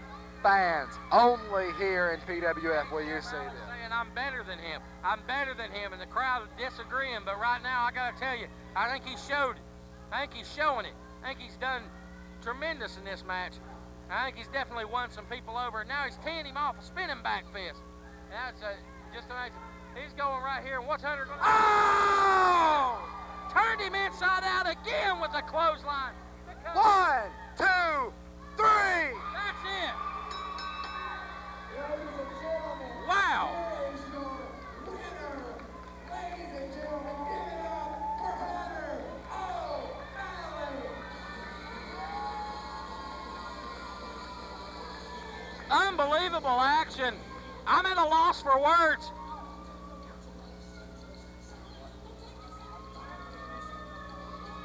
TJ, on a scale of 1 to 10, you got to give it a 20. That was awesome, off the chain, off the chart, above the sky action. You know, I don't like either one of the little spud suckers, but I'm going to tell you something. They went out there in the ring and beat the living crap out of each other. Hunter, when you thought he had nothing left, it looked like Casey was setting him up, exploded with that clothesline, turned Casey completely inside out, cut him a flip, put him down, and that was the nail in the coffin. Wow. But TJ, something tells me it's not over yet. We're going to see much more. No, this ain't over, I don't think, not by a long shot. We may have seen more to come. Who knows? Wow, wow, wow, fans. Only here, only where we got the purple, black, and white robes. Only here, only here. And I'm going to say it again, only here will you see action like that. If you're not at a PWF show, you have no idea. And right now, Casey's shoving the referee, Victor. You know, if you're not in the PWF arena to see the shows that we put on every night, you're missing the best independent wrestling, bar none, in the state of Tennessee. The state of Tennessee, TJ, the best in America. TJ, We were mentioned in the Pro Wrestling Illustrated's Wrestling Almanac, and we had 3 or 4 guys that got ranked in the top 500. Casey O Malley all over the referee here. Casey is just, he's hot. He's red hot, that red hair. He's got that red hot temper. TJ, I'm going to send us off to intermission with a question for the fans, a statement more of it. If you're not at PWF, you're not seeing wrestling. You're not. You're missing things.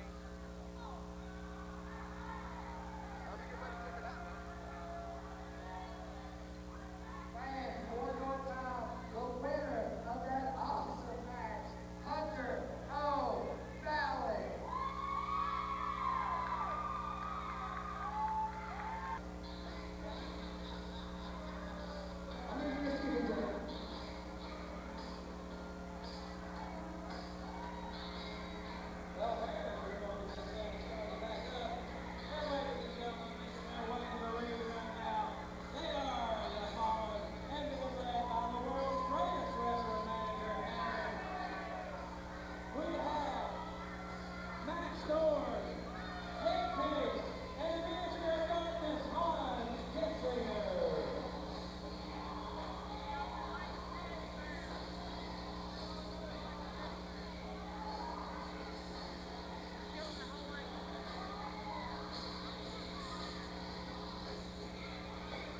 Fans, 6-man tag team action.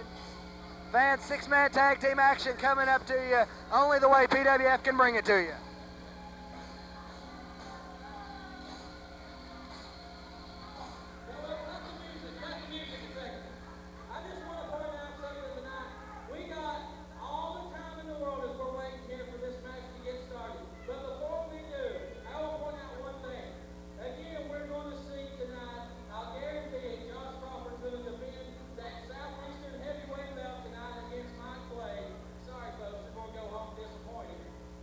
I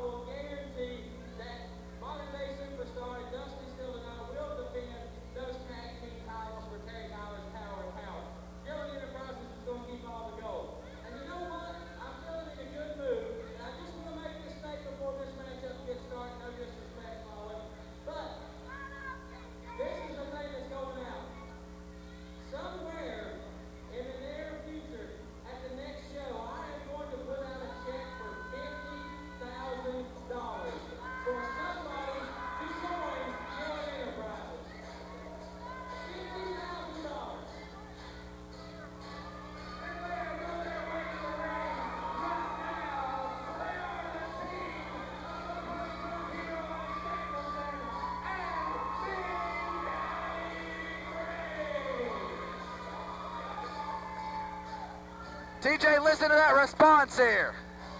TJ, listen to that response. Big Daddy Freddie, Ace Danielson come out. The roof blows off the place.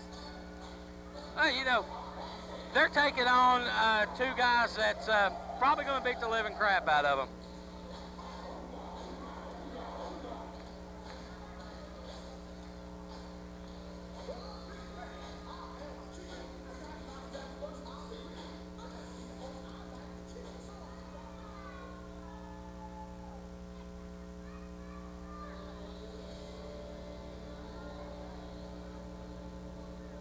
This is going to be interesting. Big Daddy Freddie and Ace Danielson teaming up with Texas Ranger.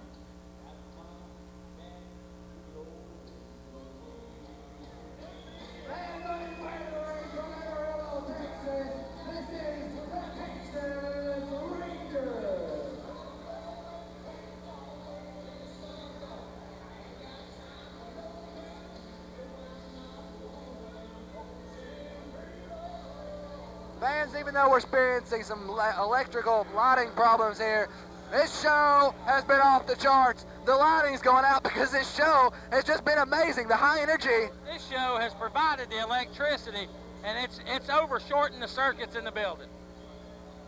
Fans, this contest will be scheduled for one fall with a 20-minute time limit.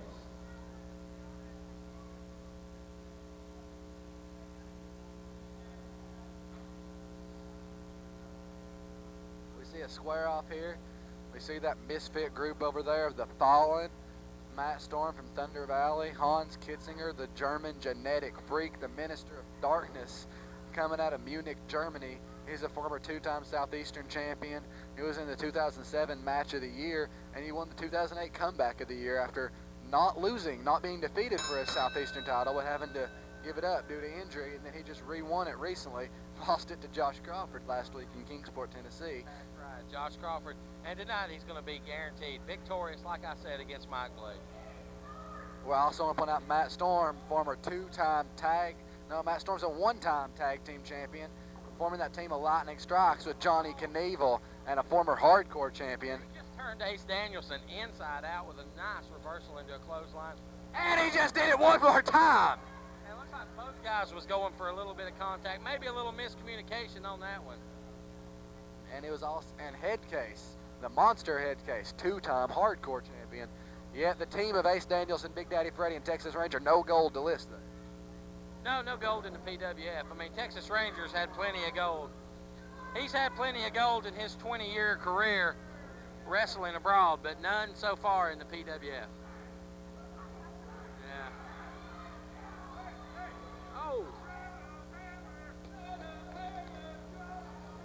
And now the fans lighting on to the Hammer, the man they call the world's greatest wrestling manager. We just seen Matt Storm plant the punk rock hero with a spine buster, Big Daddy Freddie in to break up the pin. Now with all of these 6 men in the ring, it's going to take a lot to get a pinfall accomplished, because with there's going to be 4 men on the outside of the ring at all times. You got to get rid of them 4 before you can get a pinfall. Yeah, exactly. That's the deal in a 6-man tag match. There's 2 more guys that's going to be involved. You have to make sure in the back roll slides out, Matt Storm crawling onto his belly, and Ace Danielson working it. And now I don't know if some type of half surfboard type of inverted move that he's trying to pull him over, a STO or what, but Matt Storm, a couple of right hands there from the ground, breaks out of that one. But again, I'm going to touch on something right now. Like I said a while ago, people didn't hear me. Dillon Enterprises, you know, we've got a need in Dillon Enterprises right now for a right-hand man to be out here with me. Jay Shaft no longer with us, you know, due to contractual obligations. Jay is running abroad right now. Of course, he's always welcome back whenever Jay gets done touring across the country. But right now, the boss needs a right-hand man. $50,000 is the signing bonus, guys. That's just a signing bonus. So when I find the right person who shows me they have what it takes, that person's going to be in Dillon Enterprises. And I'll guarantee you, we'll see who's going to come out of the woodworks to get that. Oh, beautiful suplex by Texas Ranger, taking Matt Storm out. You know, Texas Ranger used to be associated with Dillon Enterprises, but he turned his back on us. Probably because he couldn't stand you. Double clothesline, taking out Matt Storm. Big Daddy Freddie and Texas Ranger, they know how to do it. Yeah, well, Texas Ranger, you know, never really fit in with us anyhow. You know, we'd want to go eat somewhere nice, and he'd want to go eat at one of them salty saloons where you crack peanuts on the floor. That's not Dillon Enterprises. You talk about that Cracker Barrel? I love that place. You can't crack peanuts on the floor at the Cracker Barrel. I can't remember the title, but I still know what you're talking about. I love that place. Good food, good food. Yeah, well, that's not the boss territory. We see Big Daddy. Restaurants anyway, like I said, that ain't the boss's style. We eat 5-star. Yeah, Right now, 5-star beat down over. it shows you eat 5-star too. TJ, it shows you eat 5 stars too. Yes, it is. This show has been phenomenal. Absolutely phenomenal from the start to finish. Now Hedkase has Big Daddy Freddie. He's going to tee off on him right on the forehead. Freddie refusing to go down. That's a big mountain of a man. Freddie back with a big right hand. Freddie may be the only guy in there in that ring that can match up power with Hans or Hedkase. Did Freddie just take Hedkase down? That is possibly the first time Hedkase has been taken out with a punch. Yeah, that may be the first time Hedkase has went down off one punch. That's true. But Hedkase definitely went down from that flying forearm from Texas Ranger, and he's going for the cover, and that's going to be more than that. He's going to need more than that. I want to point out something. I don't know how great it would be to point this out, but Hedkase's first loss in the PWF came at the hands of the Crawford. exception, Josh Crawford. Absolutely. And does that surprise you? It shouldn't, because he's exceptional. Oh! Running heel kick right there in the corner. Ace Danielson has that martial arts. He likes to throw them legs out. 15 remain. Ace Danielson, his fighting styles, as unorthodox though as all that body ink he's got all over him. Like I said, every time he comes to the ring, he's got some new tattoos. A very expressive, choke bomb by Hedkase, a very expressive man. Yeah, well, you know, Ace has got a lot of tattoos on him, but maybe he needs to tattoo some braids.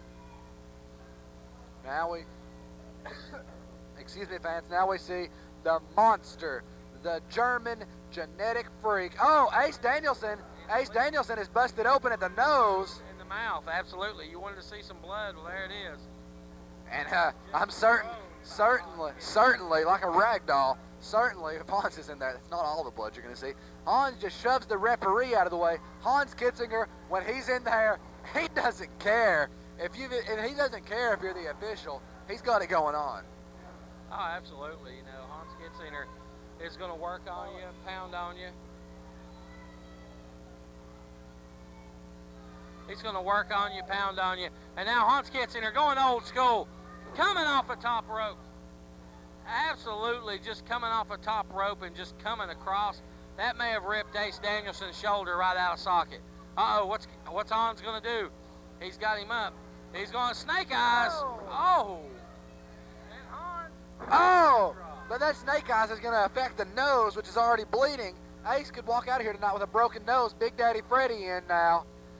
Apparently upset now, tags in Matt Storm fighting out of Thunder Valley here. Matt Storm, an accomplished tag team champion in his own right. Yeah, you know, Matt Storm is a guy who's going to establish himself, no doubt about it. You know, he's gotten more impressive. He's definitely got a little bit of a vicious streak to him. He fits in with the following pretty nice. Now Matt Storm taking his time there. Irish whip. Yeah, this is going to be reversal. It took too long. And look there at Ace Danielson kick. Hook him up. He's going for a suplex. Nope, blocked by Matt Storm. Matt Storm suplex. Nope, blocked by Ace Danielson. Back to the tricks again. Nope, again another block. Who's going to win this one? Nope, again, jumps over, reverses, and then into a reverse DDT. Oh, Ace Danielson choking the life out of Matt Storm. The monster Hedkase comes in. Monster Hedkase just methodically walks around him, circling like a vulture, stalking his prey. And Hedkase just, the referee doesn't. Yeah, pulling him into that body scissors type hold there, it was just, that was a nice move by Ace Danielson. A little surprise. Yeah, Ace Danielson pulls it out here. Matt Storm goes for a tag. Hedkase, did you see the way Hedkase just tagged in? The Fallon's a little weird. I bet they sit there beating each other up in their spare time just for fun. Oh, I wouldn't doubt it one bit. Those guys are a little bit out there. Travis Dykes, the former leader of the Fallen, found Hedkase locked up in an insane asylum somewhere, broke him out. Hans Kitzinger, well, he's just flat out mean. Hans Kitzinger is the definition Oh! of evil in the PWF, and Hedkase with a big elbow. Nope. Wow. This has been a brutal matchup. Way to get things started off in the second half. TJ, do you notice something is missing from this match? Well, there's no gold, that's for sure. Hedkase's teddy bear is not out here. That's a way of controlling Hedkase. Hedkase may be a tad bit harder to control tonight, and that's not good for the other 3 men in this match. Oh, wow. Yeah, you're right. The purple teddy bear is not out here. Uh-oh. Not good to be a member right now of Big Daddy Freddie and Texas Ranger. That is the one thing that controls Hedkase. Without it being out here, who knows what could happen. Hedkase is an uncontrollable beast as it is. Punches taking Big Daddy Freddie down with one shot. Matt Storm in. Matt Storm in, choking Big Daddy Freddie. And the bigger they are, the harder they are surely to fall. Oh, let me tell you, and when they fall, you will hear the thud from miles around. Hard fought, stiff, fast-paced action here in Pro Wrestling Federation. This is the only place you're going to see that, fan. Absolutely. Again, Dylan, have I touched on the fact that I'm putting up $50,000 of my money to recruit someone to Dylan Enterprises to be my right-hand man?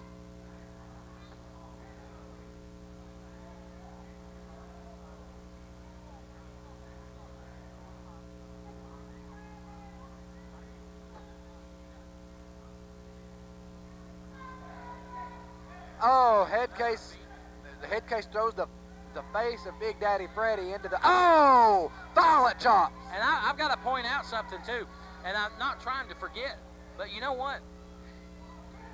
Big Daddy Freddie and Ace Danielson was involved in that beatdown of Dylan Enterprises in the steel cage the last time we were here in Rogersville. So if I was them, I would guarantee you they better be watching their back, because I'm sure they've got a bullseye from Terrence Tyler's Tower. I just want to point something out. Why you was ranting about putting your boys in the spotlight once again, like you don't do that enough. That's all we hear during a show. Hans Kitzinger just tossed Ace Danielson like a baby doll to the floor. That's what Hans does. Hans Kitzinger literally destroying everybody in this match. Texas Ranger being forced outside of the ring. Hammer now accusing Texas Ranger and everybody of being a cheater. Well, no, right now, Big Daddy Freddie is learning firsthand that when it comes to Hans Kitzinger, it's more than just power. Oh. He's just a flat-out beast. Hedkase may call himself the monster, but he may have learned it from Hans. Hans definitely will bring out the more violent side of Hedkase and vice versa. Hans Kitzinger's killed a man. They tried to arrest him for it. The cops was afraid to get to him. They ran. Yes, exactly, and that doesn't surprise me. And they had guns and everything, and Hans still scared him away. That's what type of guy Hans is. A friendly guy. I heard as they were arresting him and they were reading his Miranda rights, all he did was stare a hole right through the officer. Let's just put it this way, Hans is still here, ain't he? Yeah. He didn't go nowhere. Yeah, and it's just one of those things that this is just, it's not a good situation. Right now, Texas Ranger, and they're isolating Matt Storm over here in the corner. Oh! And Ranger laying some chops in.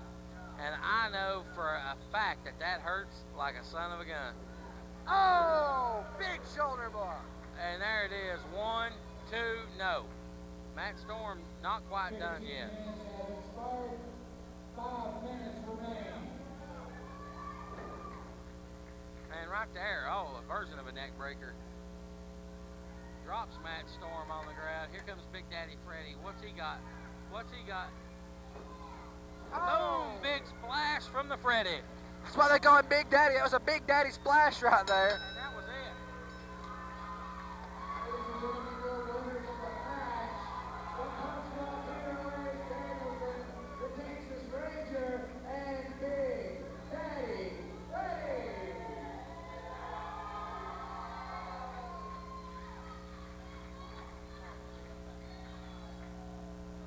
Well, very impressive that time, a win from the big guys. What are they doing? Matt Storm just got laid out by Hedkase. Apparently, when you're in the fallen, you can't disappoint. Matt Storm just pinned by Big Daddy Freddie. Hedkase taking it to him. Hedkase just cleared the ring of Matt Storm. Big Daddy Freddie just pinned Matt Storm. The fallen just going after him. You can't be less than the best when you're in the fallen. Yeah. Oh, there they go. Yeah. Look at this. One more time, your winners of the match, the team, Ace Danielson, Big Daddy Freddie, and the Texas Ranger.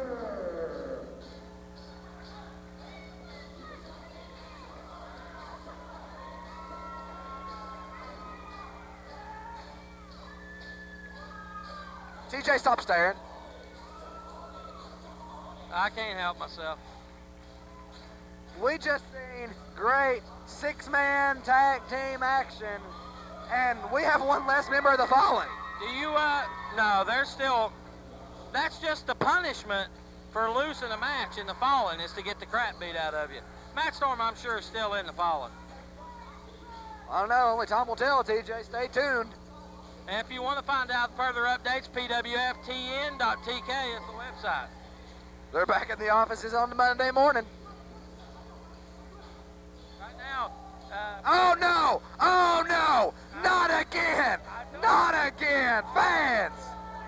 How despicable is this? Come on! Where's the help out here? Come on! This is just a beatdown. This is not deserved. That skateboard is hard. That skateboard is scratchy. They busted open Ace Danielson even more with that skateboard. yeah, well, I told you, I said it earlier in the match. Freddie and Ace Danielson, Ace hit me with that skateboard once or twice in the cage, and Freddie and Ace had a bullseye on their back, and you were like, oh, Dylan here. Well, now you're seeing it firsthand, and right here it is. And this right here, again, our ongoing war. Every one of those guys who come in that ring and tried to cross the boss and Dylan Enterprises and Terrence Tyler's Tower of Power and Josh Crawford and all of us, they're getting their comeuppance right now. This is beautiful. Again, just letting you know. Again, I'm going to touch on it all over. $50,000. Look at this. They just tied Big Daddy Freddie up in the ropes. $50,000 for my right-hand man. Josh Crawford, what's Josh Crawford doing? Josh Crawford looking for a chair. He found it. This is just despicable. Sorry, fans. I'm disgusted. I'm sick at my stomach right now. Are you disgusted? Big Daddy Freddie over there. You'll hate this. Oh! Lacing the head. He wore that chair as a necklace, TJ. Well, this is what happens when you mess with us. Daniel Mulligan's found out. Johnny Knieval's found out. And I don't think Johnny Knieval's done yet. I'll guarantee it. Right now, You know, TJ, part of me's glad that I'm sitting behind the commentary table right now, and part of me is really glad this isn't April of last year. oh, really? Oh! Oh! Oh! He just barbecued Ace Danielson. This is beautiful. We told you it was coming, baby. I'm disgusted. We told them it was coming.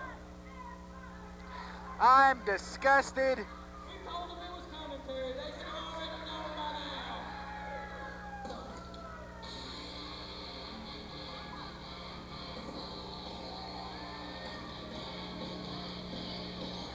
What is this? I hear music, but I don't see nobody. Oh, here they come. Here they come. Texas Ranger and a new team coming to PWF, the Descending, coming out. It's clearing the ring. Texas Ranger with a chair. The Descending out here. Oh, my Lord, fans, action like you wouldn't believe. Here we are, the Descending. Cut the music.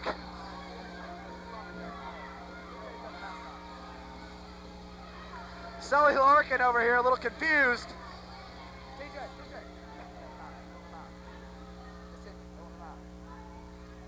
Fans, let's hear from the Descending.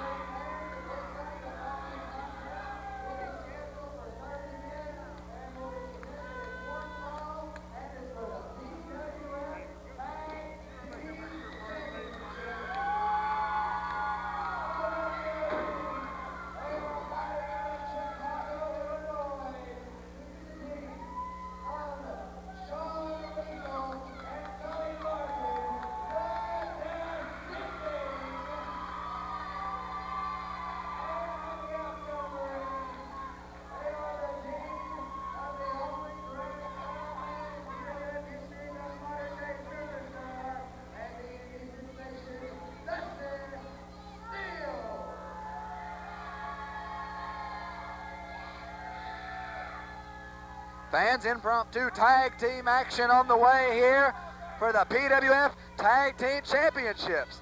It looks like Dustin Steele is being recognized tonight as a tag team champion. Alex Payne fighting abroad, representing the PWF in a big light heavyweight tournament up in Canada tonight. TJ Dillon, being the man he is, I guess, he found a replacement being Dustin Steele. I was pointing out about Payne being in Canada tonight in that big light heavyweight tournament to crown the #1 light heavyweight wrestler representing the PWF, and you had to find Dustin Steele as your replacement. You know, I don't mind bringing Dustin Steele in. You know, Dustin Steele was a former member of Dillon Enterprises, but if you remember, the last time Dustin Steele was with Dillon Enterprises, we beat the living crap out of him. Well, right now, though, I'm interested to see this team from Kentucky. I don't know anything about them, the Descending. You know what? We're going to see what they can do.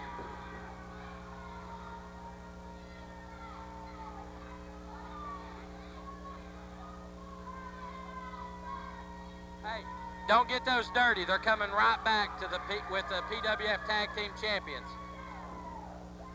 But again,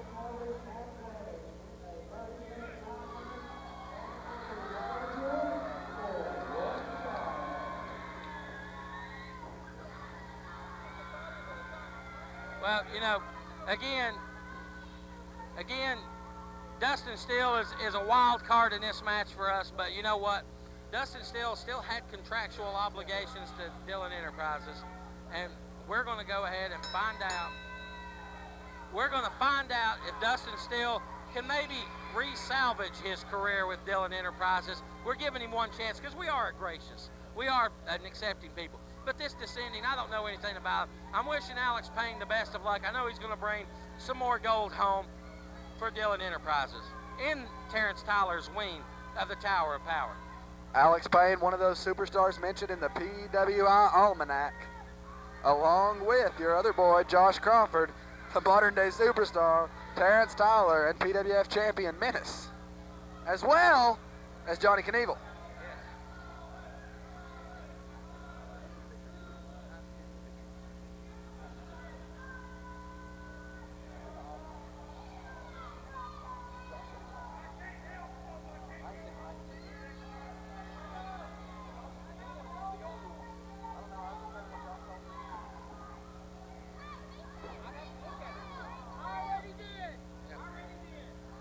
Well, the bell's done sounded. We already ready, set for action. And PWF Tag Team belts on the line, kind of. Basically, right now, I believe the Superstar and Dustin still showing a little bit of creativity there. I give him props. That's a Dillon-esque move. But that's definitely right now just basically the fact that they're getting a tag team shot. It's a misnomer. TJ, I bet Dustin Steele's a little bit mad. He came back to the show and worked for you the show before you offered the $5,000. The $50,000. Yeah, that's 50 grand. 50 grand. You got to think Dustin Steele could have waited one more show, came back and collected that. Well, nothing's set in stone with Dustin. You know, Terry wanted to give him another shot, said, hey, look, we can use him tonight. And if Dustin is successful in helping us retain the tag team titles, then, you know, who knows? We'll see what happens. Now, I just want to point something out. If Dustin Steele and I were to get the win for his team, would the tag team titles sort of switch possession, or how would that work out, TJ? No, I mean, it's Terrence Tyler's Tower of Power. I mean, you know, they're still the tag team champions. It's Superstar. Anyone in Dillon Enterprises, as far as Terry's group goes, you know, is eligible to defend them tag team belts. You know, Sort of the fabulous Freebirds ruling. Yeah, kind of the same deal. Dustin Steele on the outside of the ring, as well as modern-day superstar Sully Larkin tags into this match. And if you don't know who they are, fans, look at the back of their shirts. Yeah, it's a good thing they got their names on them because everybody else would be going, who are they? I was impressed when I seen a match between these two men, with these two men in it. I was very impressed with the action that I seen them. Even though this is their debut in PWF, they've wrestled many places. A well-accomplished tag team. Sully Larkin goes to the top rope. Sully Larkin on the top.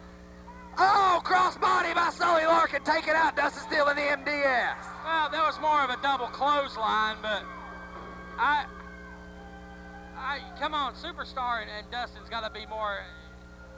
I'm surprised. Yeah, Terry's going to get onto him. Watch him sit there. Terry getting onto him. That's why he's the manager of the year. That's why he's got all the gold in his corner. Terrence Tyler's getting onto him right now, saying, "Why would you let somebody do that?"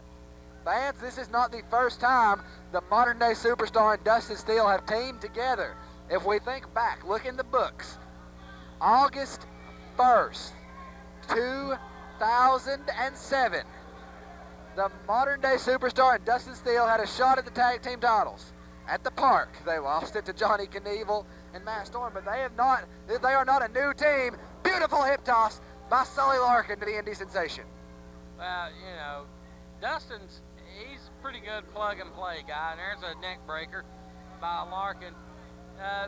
Taking control of the match, he comes off the rope, elbow drop right on Dustin Steele, then going for the cover, and no chance. That's a 2 count. There's not a chance you're going to pin right there. Sully Larkin tags in the bigger man, Sean Lethal. And Sean Lethal coming in now, throwing Dustin Steele down, and Now, what's this, a little double team move? Picking up Larkin and dropping. Oh, Sully Larkin down on the neck of Dustin Steele. Dustin Steele taking the brunt end of the punishment here. Now, you got to think modern day superstars thinking about coming up in the near future, and when he starts teaming up with his tag team partner, Alex Payne again, you got to be thinking he's wanting to preserve himself a little bit more. 2 count only. 2 count only here. Sully Larkin, well, we thought he was going to be teamed in. Closed fist to the side of the rib cage of Dustin Steele. Oh, back of the neck club. We just seen Sean Lethal wait till the referee turns around to make the pin, to make the tag. What is this? What is this? Poetry in motion clothesline by the descending. That was a very impressive move right there, working over Dustin Steele. They've got him isolated right now. He needs to get in Superstar in a bad way. The descending, you know, really kind of shines a bulldog. And Dustin's in a little bit of trouble, and I'm telling you right now, Dustin needs to bring in the modern day Superstar and change the tide of this one. And there's Superstar, big boot, coming in, breaking that up. Breaking up that sharpshooter move. They, well, actually not sharpshooter, I'm sorry, more of a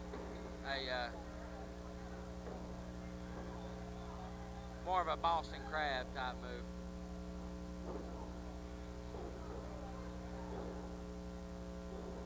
Now Dustin Steele changing the tide.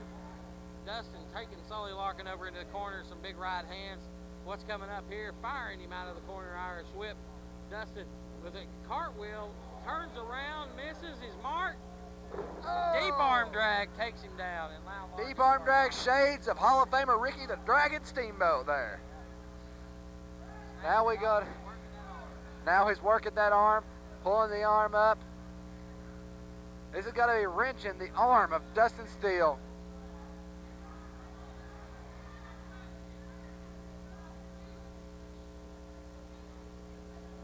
Dustin, now they're working in, they get the tag in. In comes Sean Lethal, Irish whip, throws Dustin off the ropes. Back elbow takes him to the ground. Beautiful reverse elbow, now they bring over another double team move. What are we gonna have here? And look at this. That was kind of a slow play, deliberate double team move. Sean Lethal working down on a side headlock from the top position. No, it looks like he's got like a hammer lock. He's got the wrist bent in a lock with the arm behind the head. From our angle, folks, it's a little hard to see that. Nasty. But Dustin gets free, and here comes Superstar. Oh, punch takes Sean Lethal down. Modern day Superstar in. Is this the first time we've seen Superstar in on this match? No. Sorry, this action, the great action tonight has flustered my thinking. Superstar wants to look to prove that he is a true legend. Jake Roberts is not, in Superstar's opinion. We're going to get to see that in effect May 8th, right here in Rogersville, May 9th in Kingsport. What gold did Jake the Snake Roberts ever hold? Intercontinental title, I believe, wasn't it? No, he never won it. He did? Ask your old buddy over there.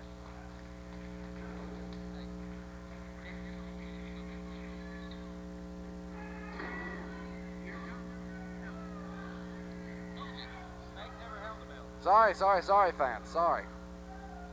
My bad. Modern day Superstar, Grand Slam title holder here in the PWF. Well, now we see modern day Superstar here picks up Sean Lethal. Sully Larkin tries to get in. Trying to get in, but a good job by the referee holding him in. And now modern day Superstar off the rope. Oh, big spinning punch by Superstar, showing he can still get off the ground. 2 count only. Sean Lethal kicks out. More action still to come in this match. 30-minute time limit here for the PWF Tag Gold. Sully, modern day Superstar. Sorry, fans, I'm flustered. This action is great. This has been a dynamic night. With so much electricity, the powers went off about 3 times in the building tonight. It's been amazing. We've shorted out this place, and the best matches are still to come. Later, we're going to see Josh Crawford beat the crap out of Mike Blade and hold on to that Southeastern title. That's going to be a lot easier said than done. Mike Blade, possibly one of the best independent wrestlers out there today. All right, interrupt me again, you're going to get a dose of something you've already had happen to you twice if you want to get knocked out cold. Secondly, we're going to see Menace wipe Johnny Knieval's little smirk off his face, and he's going to retain the PWF heavyweight title. But to top it That off, may not happen. you're on it, you're pushing it. But right now, the Descending, they put on a good effort. They've done better than I thought they would. But The match isn't over yet. yeah, it's not over yet because Superstar hasn't decided to tell him when to pin him yet. 20 minutes remain. Halfway through the end point of this match. And now we see Sean Lethal getting more willpower. The fans into it. Fans, PWF action, the only place you'll see this. That's the only place you're going to see action like this in independent, that's for sure. And here we go. Some moves right there. Dustin Steele dropped, and this isn't good. Terrence Tyler pulls the referee out of the way. Boom. And look right here at Superstar, taking care of business. And I love it. I love it. Oh, modern day Superstar out of the ring, courtesy Sully Larkin. Hey, you know what? Superstar is not, he's not phased. He knew what he was doing. These guys, they focus, they work as a team. That's why Terrence Tyler is the manager of the year. In 2008. Dustin Steele tries to sunset flip. Sean Lethal a little too much for him. Sean Lethal ducks under it. Big boot to Dustin Steele. Nearly takes his head off. Dustin's going to be feeling that one in the morning when he wakes up. Maybe seeing double. Dustin better be picking it up. Maybe seeing double in the morning, just like I'm sure Hunter will be after celebrating tonight. Big win over his brother Casey. Yeah, well, you know, I don't think that's over. This match ain't over, and there's Dustin Steele taking back over and right back up, and here's Superstar. Well, let's see what happens here. Modern day Superstar off the top, the big punch to Sean Lethal. Modern day Superstar in, now over him. Sort of a camel clutch, neck vice maneuver, rear chin lock on the mat. The referee right there to see if we got the count.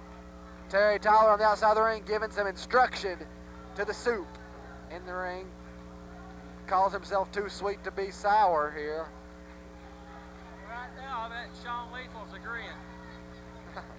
Probably.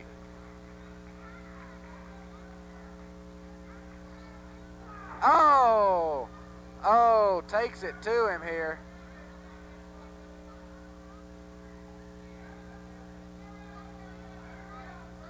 What are we seeing here? Modern day Superstar picks up the legs. He's got him up. The referee distracted. Oh, head to the groin. Well, you know, Superstar right now just gave him a little wake-up call, so to speak. And now the cover. 1, 2, oh. Roll up, 1, 2. 2 count only. That's the deal in a little bit too late there. That was a little close for me. All right, I think it's time for Superstar. He needs to just go ahead and quit playing with this team, and I'd feel much better when the belt is back in Dillon Enterprises in the Terrence. Oh, Superstar up! Roll up out of the corner. Queen Victoria roll. 1, 2. 2 count only. Look at the Superstar with a nice victory roll. Oh, gut shot there by Sean Lethal, and Lethal right now probably would like to tag in Sully Larkin a little bit fresher. TJ, I'm impressed by this new team here in PWF, the Descending. Well, you know, like I said, they're doing okay, but I'll feel a lot better when those belts are back in the trophy case at Dillon Enterprises in the tower of Terrence Tyler's Tower of Power. Terry's got his own wing over there in Dillon Enterprises, you know. He's got his own jet. I gave him his own jet. Terry, He's got his own jet. He's got his own jet. we've heard. Jet. You know why he got that jet? Because he's in the PWF 2008 Manager of the Year. Richly rewarding. Richly rewarding. Does TJ Dillon ever so gracious. Kind of like Santa. Yeah, when you're in Dillon Enterprises, it's Christmas Day 365. Cheap plug, Christmas Wishes 3 coming this December. Christmas Wishes 3, yeah. And you know what my wish is for? You know what my wish is for? For Dustin Steele to get out of the ring and let the modern day Superstar take it over? No, my wish is for you to get lost. But other than that, Big boot stopped by modern day Superstar. my biggest wish Oh, double is to clothesline. see Jake the Snake Roberts in here on May 8th in Rogersville, May 9th in Kingsport. Get 2 nights of the biggest beatdown he's ever experienced in his professional wrestling career.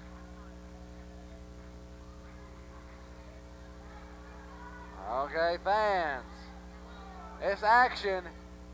How much time do we have left in this action, TJ? And by the way, letting everyone at home know that's watching this on DVD, the good news is, again, and there's the tag made to Sully Larkin. He's back in, and so's Dustin Steele. We'll see what happens here. Larkin now going to come on. Crossbody! Crossbody. Big one, and he goes for the pin. 1, 2, no, Superstar in to break it up. The big news is... 15 minutes have expired, 15 remaining. Let me guess, Terry has a jet. No, not only just Terry has... He just told you it was 20 minutes. Main event. Oh, main event. Okay. Anyway, the biggest surprise right now that's going on, and there's Dustin Steele just kicks out. Let me cut you off. Is it the big $50,000 to the Dillon Enterprises? $50,000 to someone to be the right-hand man of the boss, TJ Dillon. TJ, you're very predictable because you say the same thing over and over again. It's like a broken record, but you know what? When you write a big check, people listen. I'm sure they heard you the first 500,000 times, too. Fans, try sitting over here beside... Fans, try sitting beside him a whole night. Hey, let me ask you something. What would you do with $50,000? As Dustin still misses the big move? Oh, back body drop. Lands Dustin in the mat. What would you do with $50,000? Lord knows, TJ. Lord knows. Yeah, think about it. That may seem like a trivial amount of money. This is the signing bonus. Once you're in Dillon Enterprises, it's a vacation in the Bahamas on a weekend, on a whim. We take the jet and we go down there. And Terry takes his own jet. Short arm lock, short arm scissors, middle of the ring, applied to Dustin Steele. Modern day superstar stomps the ankle here. Lands on the ankle here of Sully Larkin here. That's right. Sully Larkin's going to have a little bit of a less vertical base now, trying to get up on that foot. And now Dustin Steele takes advantage of the right hand, brings him up to his feet. He's going to Irish whip him off the rope. Let's see what's going to happen here. Reversal by Larkin. Fires off, ducks under the clothesline. Oh! Dustin Steele, blatant low blow right in front of the ref, and now he goes for the pin. 1, 2. This match is broken down, fans. That was, you know, Dustin's got to learn if he's going to do something like that, don't do it right in front of the referee. TJ, I just heard 3 tag ends. Yet I didn't see a single one. Modern day superstar now in. Sidewalk superstar, sidewalk slam by the modern day superstar to Sully Larkin. 1, 2, kicks out. Heart of a champion. Could we see him walk out with the gold? No. A little bit too confident here, maybe. A little too big for your britches. No. Big britches. What? Nothing. Look, don't be talking about your girlfriend having big britches. That's all right. I like big women.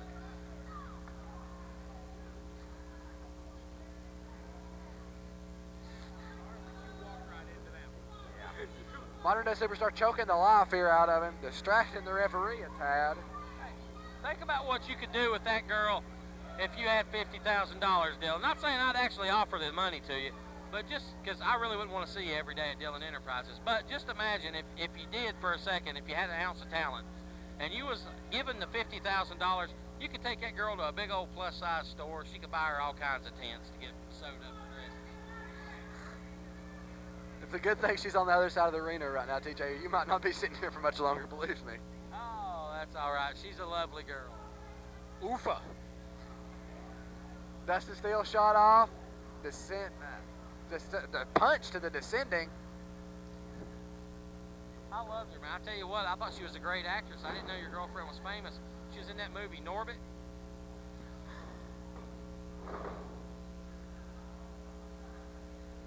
At least my girlfriend could fit in here.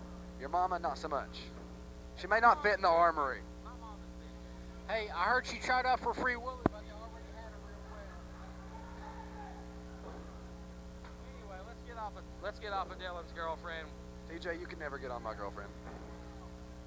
She has standards. She has standards. You don't meet them. Yes, but remember, DDT. has money, and there's a big DDT by Sully Larkins. Getting back to the action, the boss has money. He can get any woman he wants. Do I want her? No. But there's a big kick to the back. Larkins out trying to take a little bit of advantage, and Dustin I tell you what, if he's wanting to impress me to get it back in Dillon Enterprises, back with Terrence Tyler, he's not doing it right now. Sully Larkin going to the top rope. Oh, splash off the top. Modern Day Superstar and breaks up the pinfall. Well, it's very possible, they might have been their best chance right there. You got to think, if they had Alex Payne back here with your team, y'all wouldn't be in this mess right now. I have to agree. I think this match has gone on long enough. I think Superstar needs to go in, take over, and right now Dustin Steele's going to work on Sully Larkins on the outside. That may be why Alex Payne, one of the many elite men in Canada right now, Toronto, at the big Toronto arenas up there, fighting for that light heavyweight title of the world. Well, Alex Payne, we sent him up there to represent. We know he's going to bring home that belt. He's going to bring home that trophy. I have no doubt about it. Dustin Steele takes out Sean Lethal on the outside of the ring. There we go. That's what I like to see. Dustin Steele now punches, tags in Modern Day Superstar. Oh, look at that right there, Dustin, TJ Dillon. A precarious position right there. Oh, I did not see it. I'm sorry. I had my side attention turned elsewhere.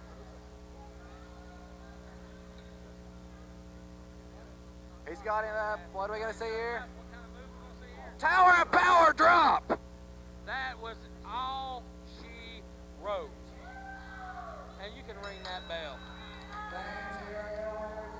Still, you are the tag team champion, the modern day superstar, Dustin Steele, carries Tower of Power.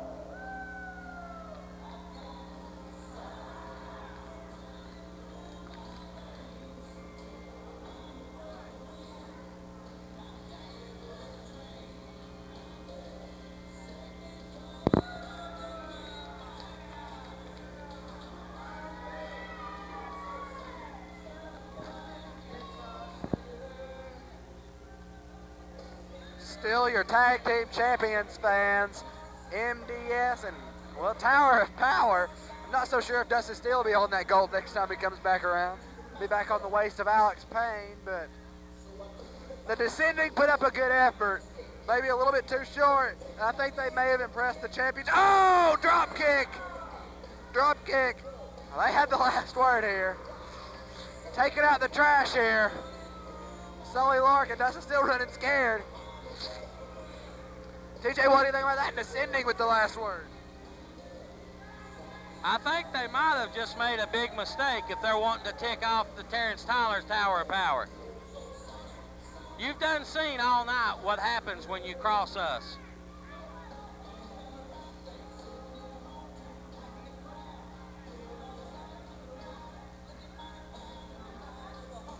Folks, we got 2 more championship matches left tonight. The tension is so thick in the air you could cut it with a knife. Sean Lethal, fans. Dustin Steele, superstar. You guys will see it again in the ring. Next time, you may not walk out here. Joker's close to losing. Next time, there will be an opportunity for the decision as new tag team champions. And I guarantee everybody that's doing it will like us as champions. More, even more than like you. And one more time, ladies and gentlemen, still the young tag team champion, Eric Powers, Tower of Power.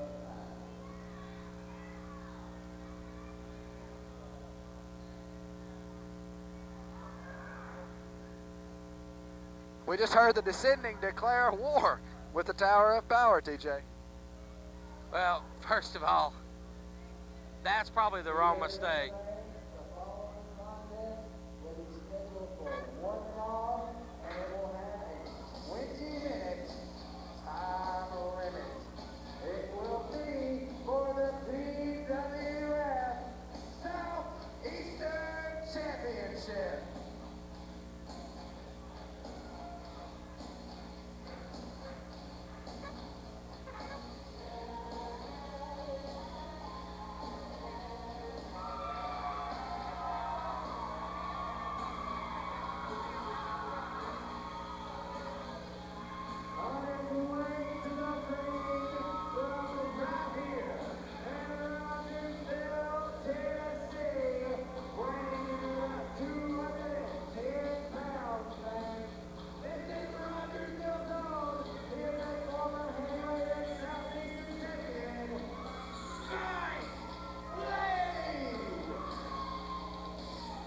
Well, this is the first of the last two tag title matches here tonight. We've seen the tag team titles successfully defended by, of course, the modern-day superstar and Dustin Steele tonight. And we're going to see right here as Mike Blade comes up short for this bid at retaining or regaining the Southeastern heavyweight title, because he's taking on the boy, the exception, Josh Crawford. And I'll tell you, Terry Tyler's going to have Josh ready for this one. He's taking that belt right back home to Terrence Tyler's Tower of Power, a subdivision of Dillon Enterprise. May not be so sure of that, TJ. You don't want none. None, baby.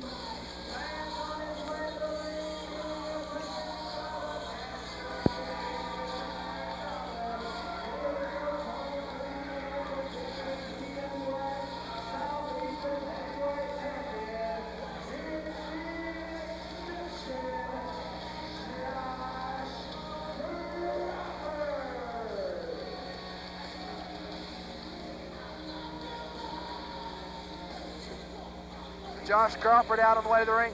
First ever meeting between Mike and Josh Crawford. Yeah, you know, this actually really is kind of an exciting moment right here. They've never met one-on-one, and this is something I've actually wanted to see here in PWF for quite some time. I think now is the time, now is the place, and right now, Josh Crawford is going to take it to Mike Blade in this one-on-one match, and he's going to retain that PWF Southeastern heavyweight title.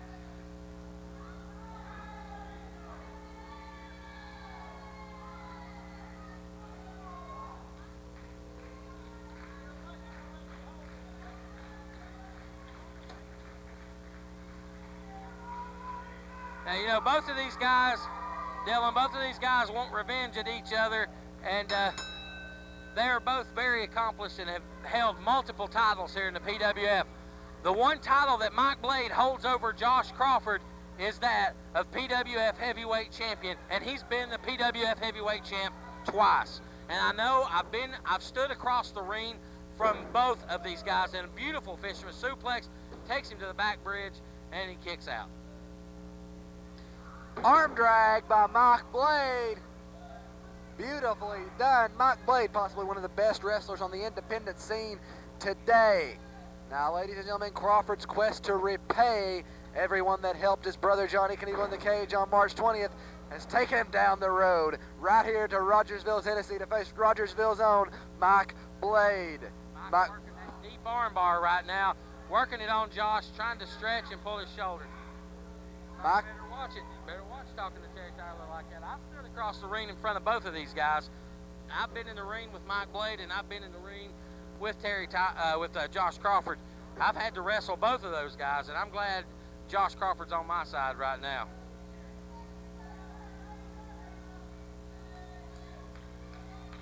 I know Mike would like to get even with us, but I don't see it happening here tonight. Josh being smart. Terry Tyler there. Look here. Look here. That's why he's the manager of the year, folks. Terry Tyler talking to the ref, getting Mike Blade distracted, and watch Josh. Watch him. Watch old Josh. He's going to come in behind him. He's going to come in. Boom! Oh, and Mike Blade was waiting on him. How'd that happen? Mike Blade had it scouted.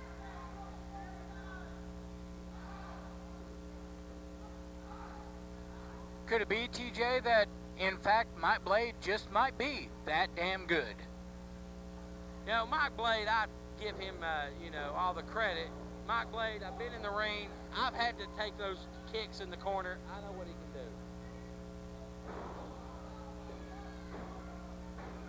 Mike Blade going again for another pin. It's going to take more than that to get Josh Crawford.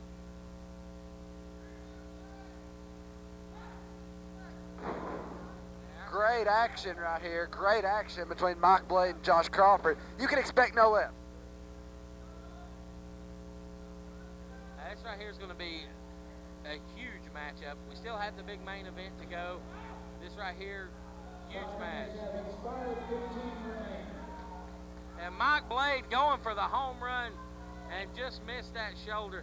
And now Josh is going to tell the referee, shoulder is sore. Look there, Terrence Tyler on the outside. Atta baby Terry.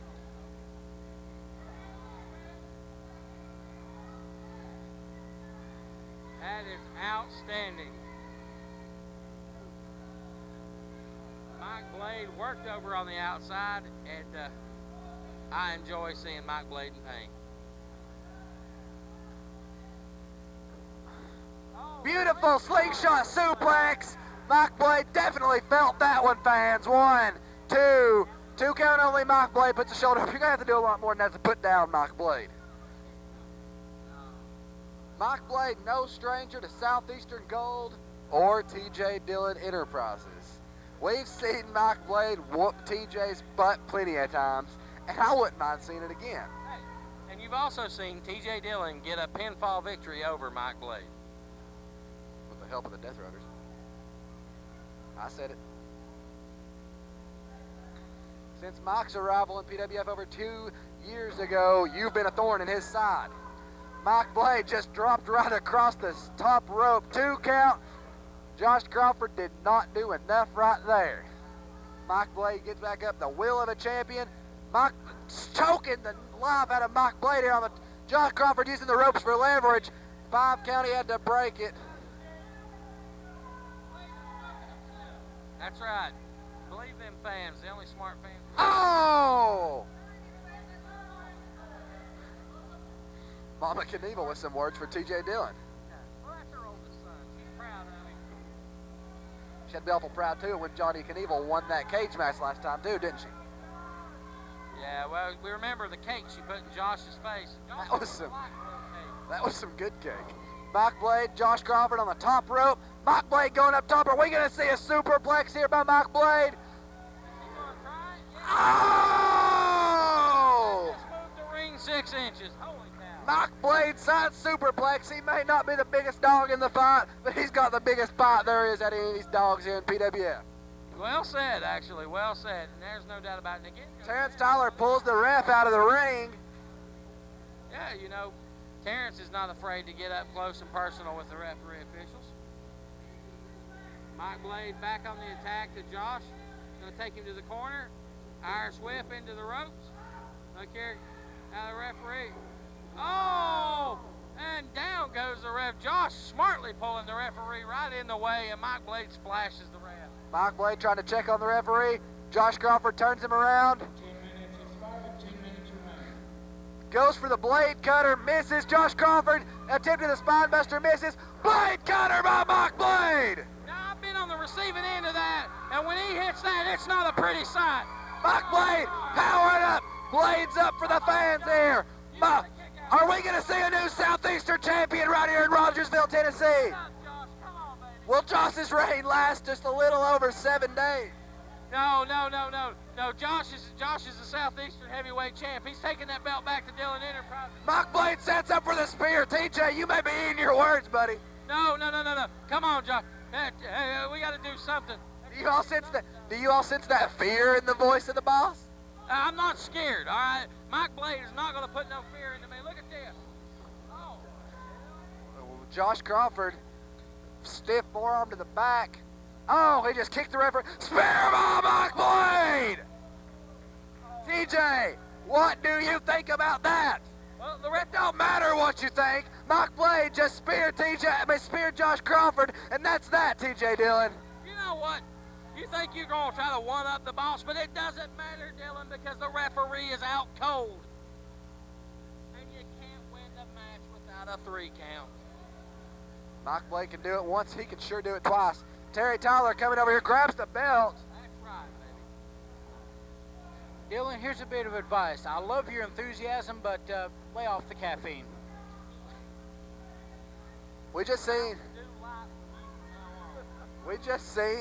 the manager of champions. Oh, belt to the head of Mike Blade. Despicable. Oh, that wasn't despicable. That was a thing of beauty.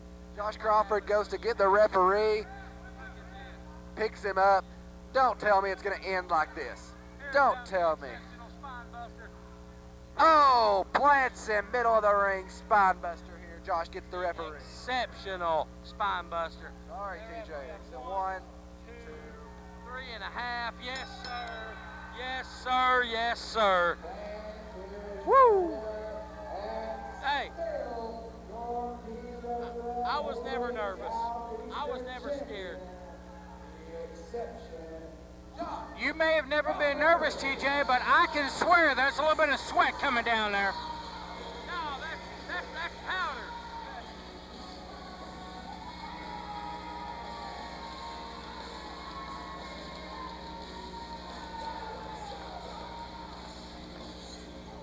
Fans, regardless, that was a great match. Great match.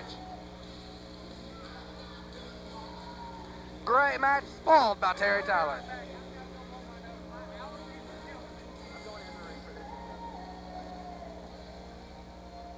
And one more time, your winner tonight, still Southeastern champion, the exception, Crawford. So let's give him a rock break there, and we're out.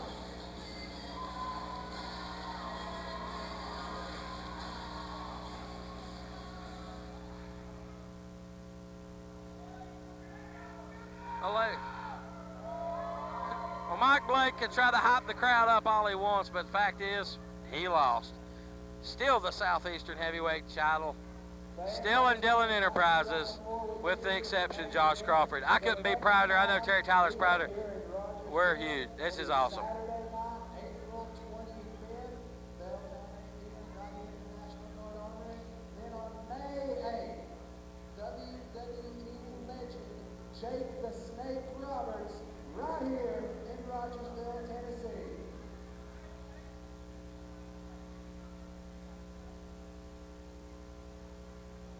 I'm telling you, he better not have that snake with him.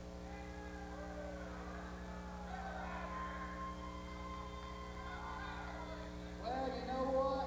It's not over yet. Let's keep this show rolling on, and let's get to the main event.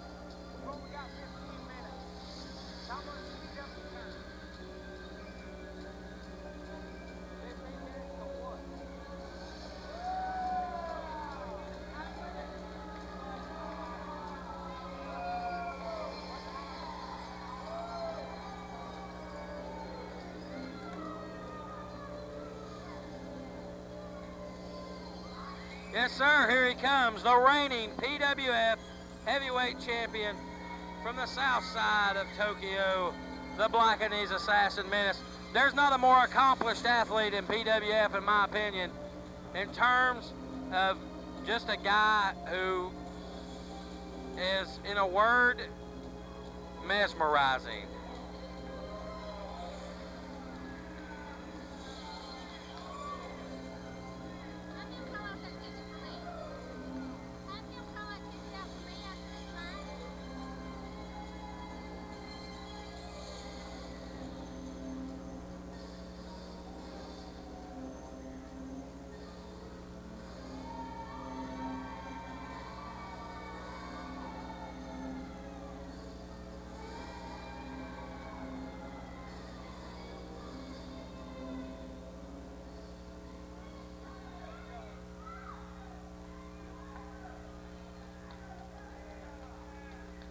PWF fans, are you ready?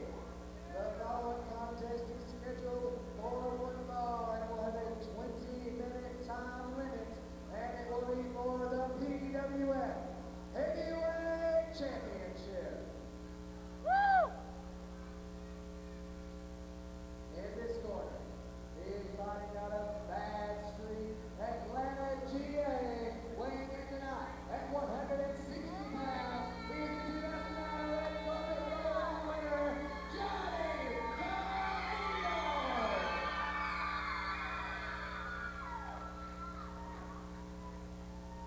And in this corner, he is fighting in the middle of the ring.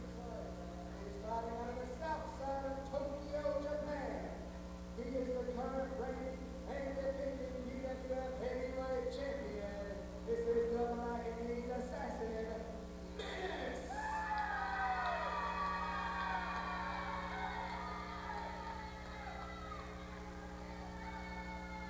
Ladies and gentlemen, this match should be a real barn burner here. These two have wrestled each other previously before, as on the night of the very first red carpet rollout in Kingsport, and they had a fantastic match then. I have no doubt this will be one for the ages now. God, what a great match we're fixed to see, fans. Just did the ring introductions for what I'm sure will be a great match. As James pointed out, May 1st, 2008, Kingsport, Tennessee. Johnny Knieval and Mike Blade. The match, the best match, I believe, in PWF history. This was a great match. Time limit draw here in the match we just seen in Kingsport. Yeah, the match in Kingsport, I believe, was the time limit draw, but this time limit is 20 minutes. Here is where that plays into the advantage-disadvantage. It's to the advantage of Menace because, if nothing else, all he's got to do is last 20 minutes. For JK to win the belt, he's got to pin Menace within 20 minutes. He's got to have a good game plan in order to walk away with the championship. Can he do it?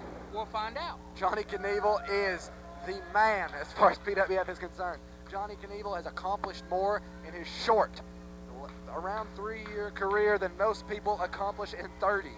Johnny Knieval is stupendous, phenomenal. There's not enough words to describe Johnny Knieval. Arm drag by taking Menace down. Johnny Knieval wants to prove to the fans here that he can do what it takes. First ever one-on-one shot at the heavyweight gold. Well, that is very true, but now keep in mind, these two are slightly familiar with each other, just like we touched upon here. Let's see what type of game plan young Johnny has going against the veteran Menace. Menace just hands Johnny Knieval something. Don't know what it was here. Johnny Knieval looks like he's proposing to Menace here. Johnny Knieval may be taking this match a little bit too lightly. Maybe, but time will tell here. This, like I said from the get-go, this should be one for the ages here. Lock up. Johnny Knieval getting put in the arm bar. Johnny Knieval reverses out of it. Arms locked by Menace, flips over, back flip, kips up, under over. Now he's caught him in the arm lock, hammer lock, rear hammer lock. Johnny Knieval goes for the leg. He grabs the leg, and Menace not good enough. Menace back around to the back, another rear hammer lock. Johnny Knieval puts him in one in the middle of the ring. Great chain action we've got going on right here. Menace flips over, drop toe hold, grabs the foot of Johnny Knieval. Johnny gets to the ropes, great ring awareness by young Johnny Knieval. We have seen Johnny Knieval go through so much here in the Pro Wrestling Federation. We were here October 13th, 2007. Johnny Knieval did a swanton bomb off of a ladder in the ring through a table. We have seen Johnny Knieval dive off of bars at VFW. We have seen Johnny Knieval do so many things. We've seen him go at the finale. We've seen him do a swanton over there, misses, goes through a table himself.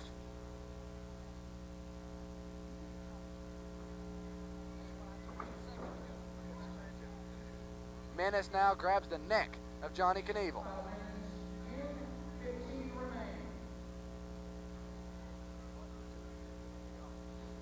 Now Menace trying to choke him out a little bit. Sort of an arm bar here, now a neck hold, ground and ground and grapple is Menace right now. Heavyweight title on the line. Biggest prize in the PWF. Menace picks him back up. Johnny Knieval goes to the arms. Johnny Knieval flip over. Menace grabs the head, neck lock. Johnny Knieval back up. Oh, drop kick by Johnny Knieval. Now he got him in a headlock, takes him over, grounded headlock. What will Menace do now? We've seen some great chain action between these two. Both of these men not at all on the downside of mat wrestling as well as high flying. Johnny Knieval possesses the Knieval bomb, the JK lay in the Knieval combo. Menace has the Menace driver. He also has the Code Red bomb. Menace is a one-time heavyweight champion. Johnny Knieval, Still heavyweight champion. current reigning, won that match right here, Rogersville, Tennessee. Johnny Knieval up, over into the other corner. Oh, reverse, oh, what a phenomenal move by Johnny Knieval. Never fails to impress. That was an unbelievable move. I got to give him hats off.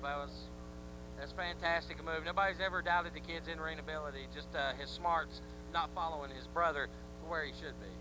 Well, I was saying before, Johnny Knieval hit that amazing move. I don't believe I've ever seen that anywhere before. Menace won the heavyweight title right here, December 12th, last year, 2008, in a fatal four-way match containing heavyweight champion then at the time, Daniel Mulligan, Brian Compton, and this man in the ring, Johnny Knieval. Now we see a switch out. Johnny Knieval bulldog into an arm, neck lock. Now he's got another short arm, scissors middle of the ring. Pin attempt, 2 count only. Menace kicks out. What action have we seen? Johnny Knieval. Headlock takeover that time by Knieval, just off a great reversal. Johnny Knieval comes up with moves as he does them. He does it, then he comes up with what he's going to do next. And again, another guy I've been in the ring with personally, Johnny Knieval. I've been on the opposite side. I've seen what he can do. And yours truly has taken that swanton bomb of his about 3 times. And when he hits it, it's over. That's for sure. We've seen him put away many people with that swanton bomb. I talked to Johnny Knieval a little bit earlier before the show. He says he will stop at nothing. He is not going to waste this heavyweight title shot. He said he's not going to let down the fans here. And he said he's going to walk out of Rogersville tonight heavyweight champion. He needs to be a heavyweight first. I mean, what's he weigh, $140? $160. Johnny Knieval off the top. Now Menace has him up. What's this? Menace flips him around. Bad time for Johnny Knieval. Johnny Knieval flips. He was in a TKO driver, and Johnny Knieval turns it into an arm drag. Menace drop kick. Plants him. Fantastic. And that right there is what you call some beautiful technical wrestling, and then just an amazing athletic feat. I've said it 100 times. Menace is the best pure athlete in PWF. This guy is amazing. The martial arts, the wrestling, the know-how in the ring, combined with that great athleticism, that long 6'6" frame, makes him a dangerous and formidable champion. Now Menace has Johnny Knieval on the ground. He's trying to choke the life out of him.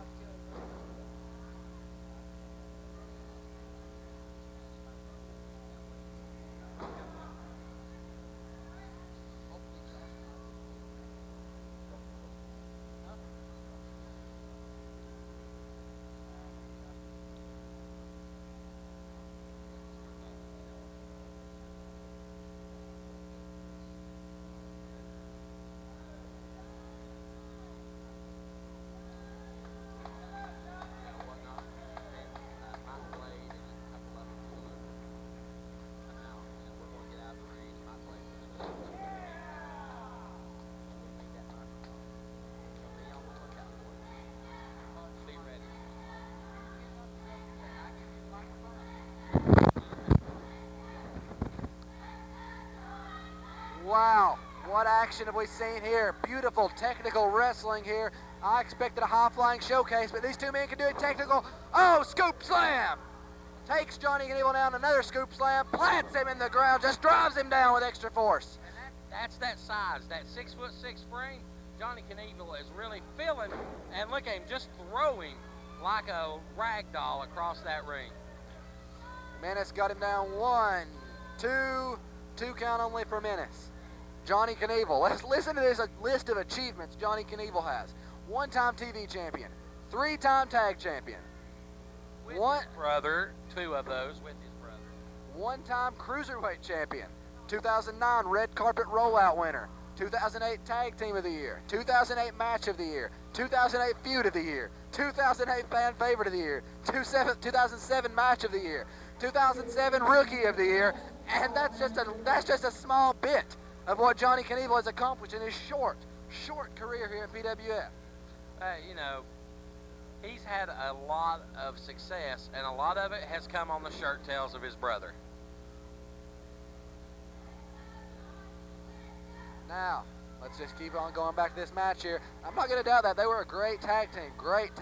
They've had some great matches against each other, too. Yep.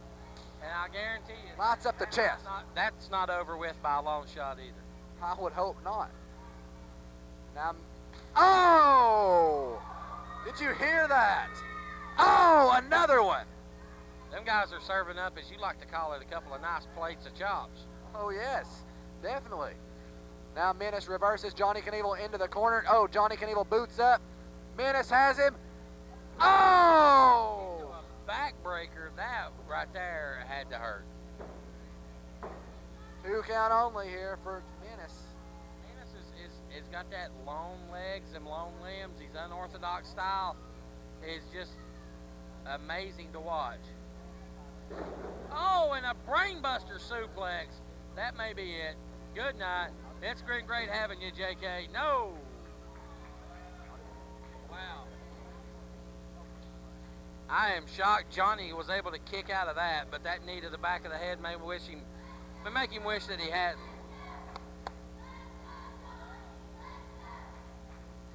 And we have a little mark here in the booth, but that's all right. Johnny Knieval right now being stretched out.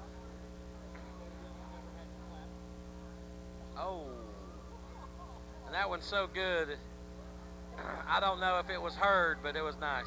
Right now, JK being stretched right here by Menace in a tremendously painful looking maneuver. What are we seeing here? Menace picks him up now.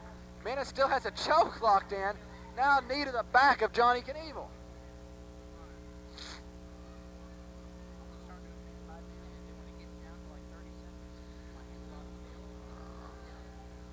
Menace now sends Johnny back into the ropes. Menace Irish whips Johnny Knieval. Johnny Knieval swat sunset flip. 1 count, 2 count only for Johnny Knieval. Johnny Knieval, impressive.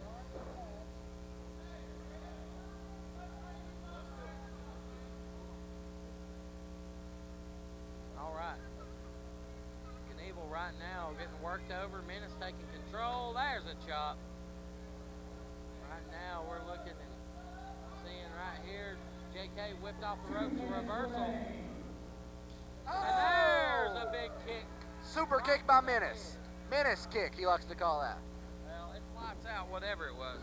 Menace has put away men all over the world with that kick.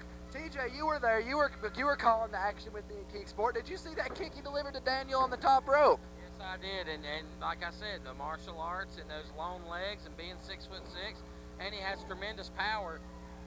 Menace is the best athlete in PWF. That's why he's the champ. Menace now grabbing the rope. Menace, he's a great wrestler, but he doesn't mind taking an underhanded move. Well, you know, what can I say? I got no problems with that. Fans, we just heard it. 2 minutes remaining in this great match. It doesn't seem like we've been going for 5 minutes, TJ, but we've had 18 minutes already of action. It's you know, time flies when the match is phenomenal, and I think this one right here, they could let it go another 10, 15 minutes. This right here, they could, you know, let it go, and I'm excited. Look here at JK trying to grab him. What's he doing?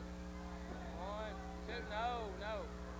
Tried to get him in that move right there. 45 seconds remaining, fans. Now, here we go. Some quick roll-ups right now. Menace not able to get him.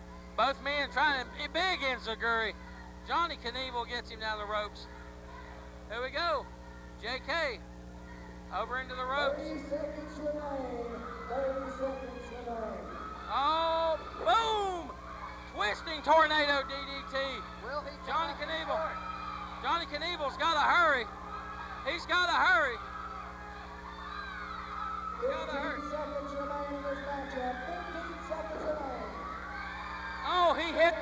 on. 9, 8, 7, 6, 5, 4, 3, 2,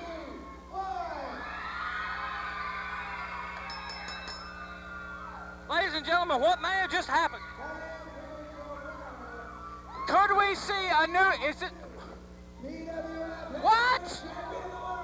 What?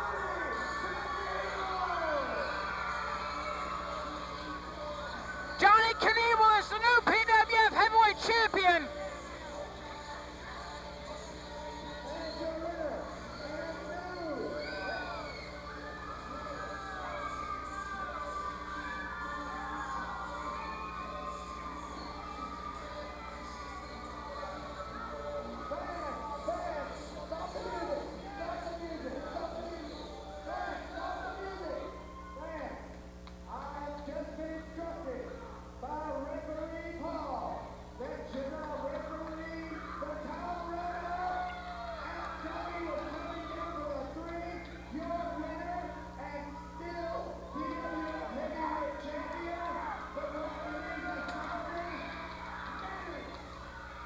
Menace has retained his title here in a rather shocking manner with it going to the time limit here. It looked like JK had the title in his grasp. It looked like he was the new champion, but that was not to be had.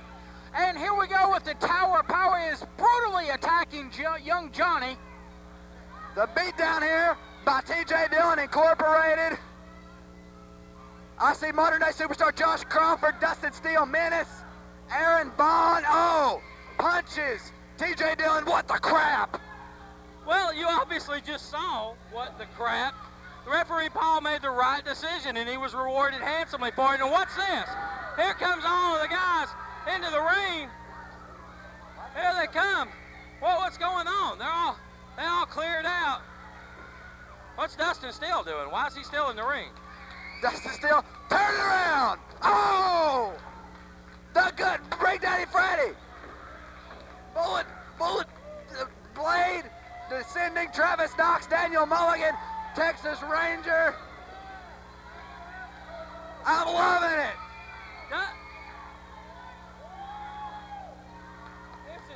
This is not good for Dustin Steele.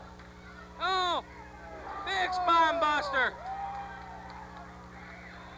Hey, look at that. Get in that ring. No, you get in there. Y'all get in there. Oh, good Lord. Oh, they got it. Let's get out. Hey, you know what? That's it, fans. That's it. There's going to be some repercussions here in the PWF. I'll guarantee it.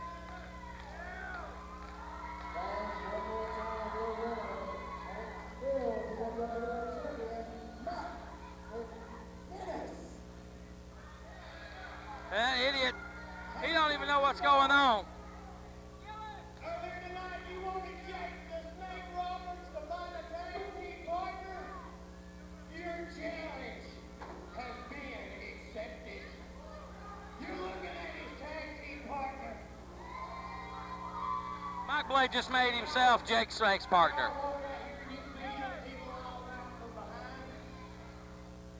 We ain't got to wait till May 8th when Jake Snake is here. Next week in Rogersville, you three versus Freddie, Daniel, and me. No outside interference, because we'll be in 15 feet of steel cage. Next week at Keysport. Be ready to bleed.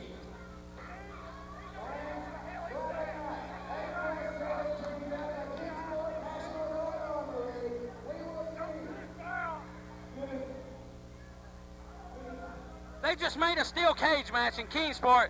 Daniel Mulligan, Fabulous Freddie, and hey, wait a minute, Mulligan's giving me the look. Wait a minute, I gotta go. Till next time, folks, we'll see you in Keensport, Tennessee. Oh, God.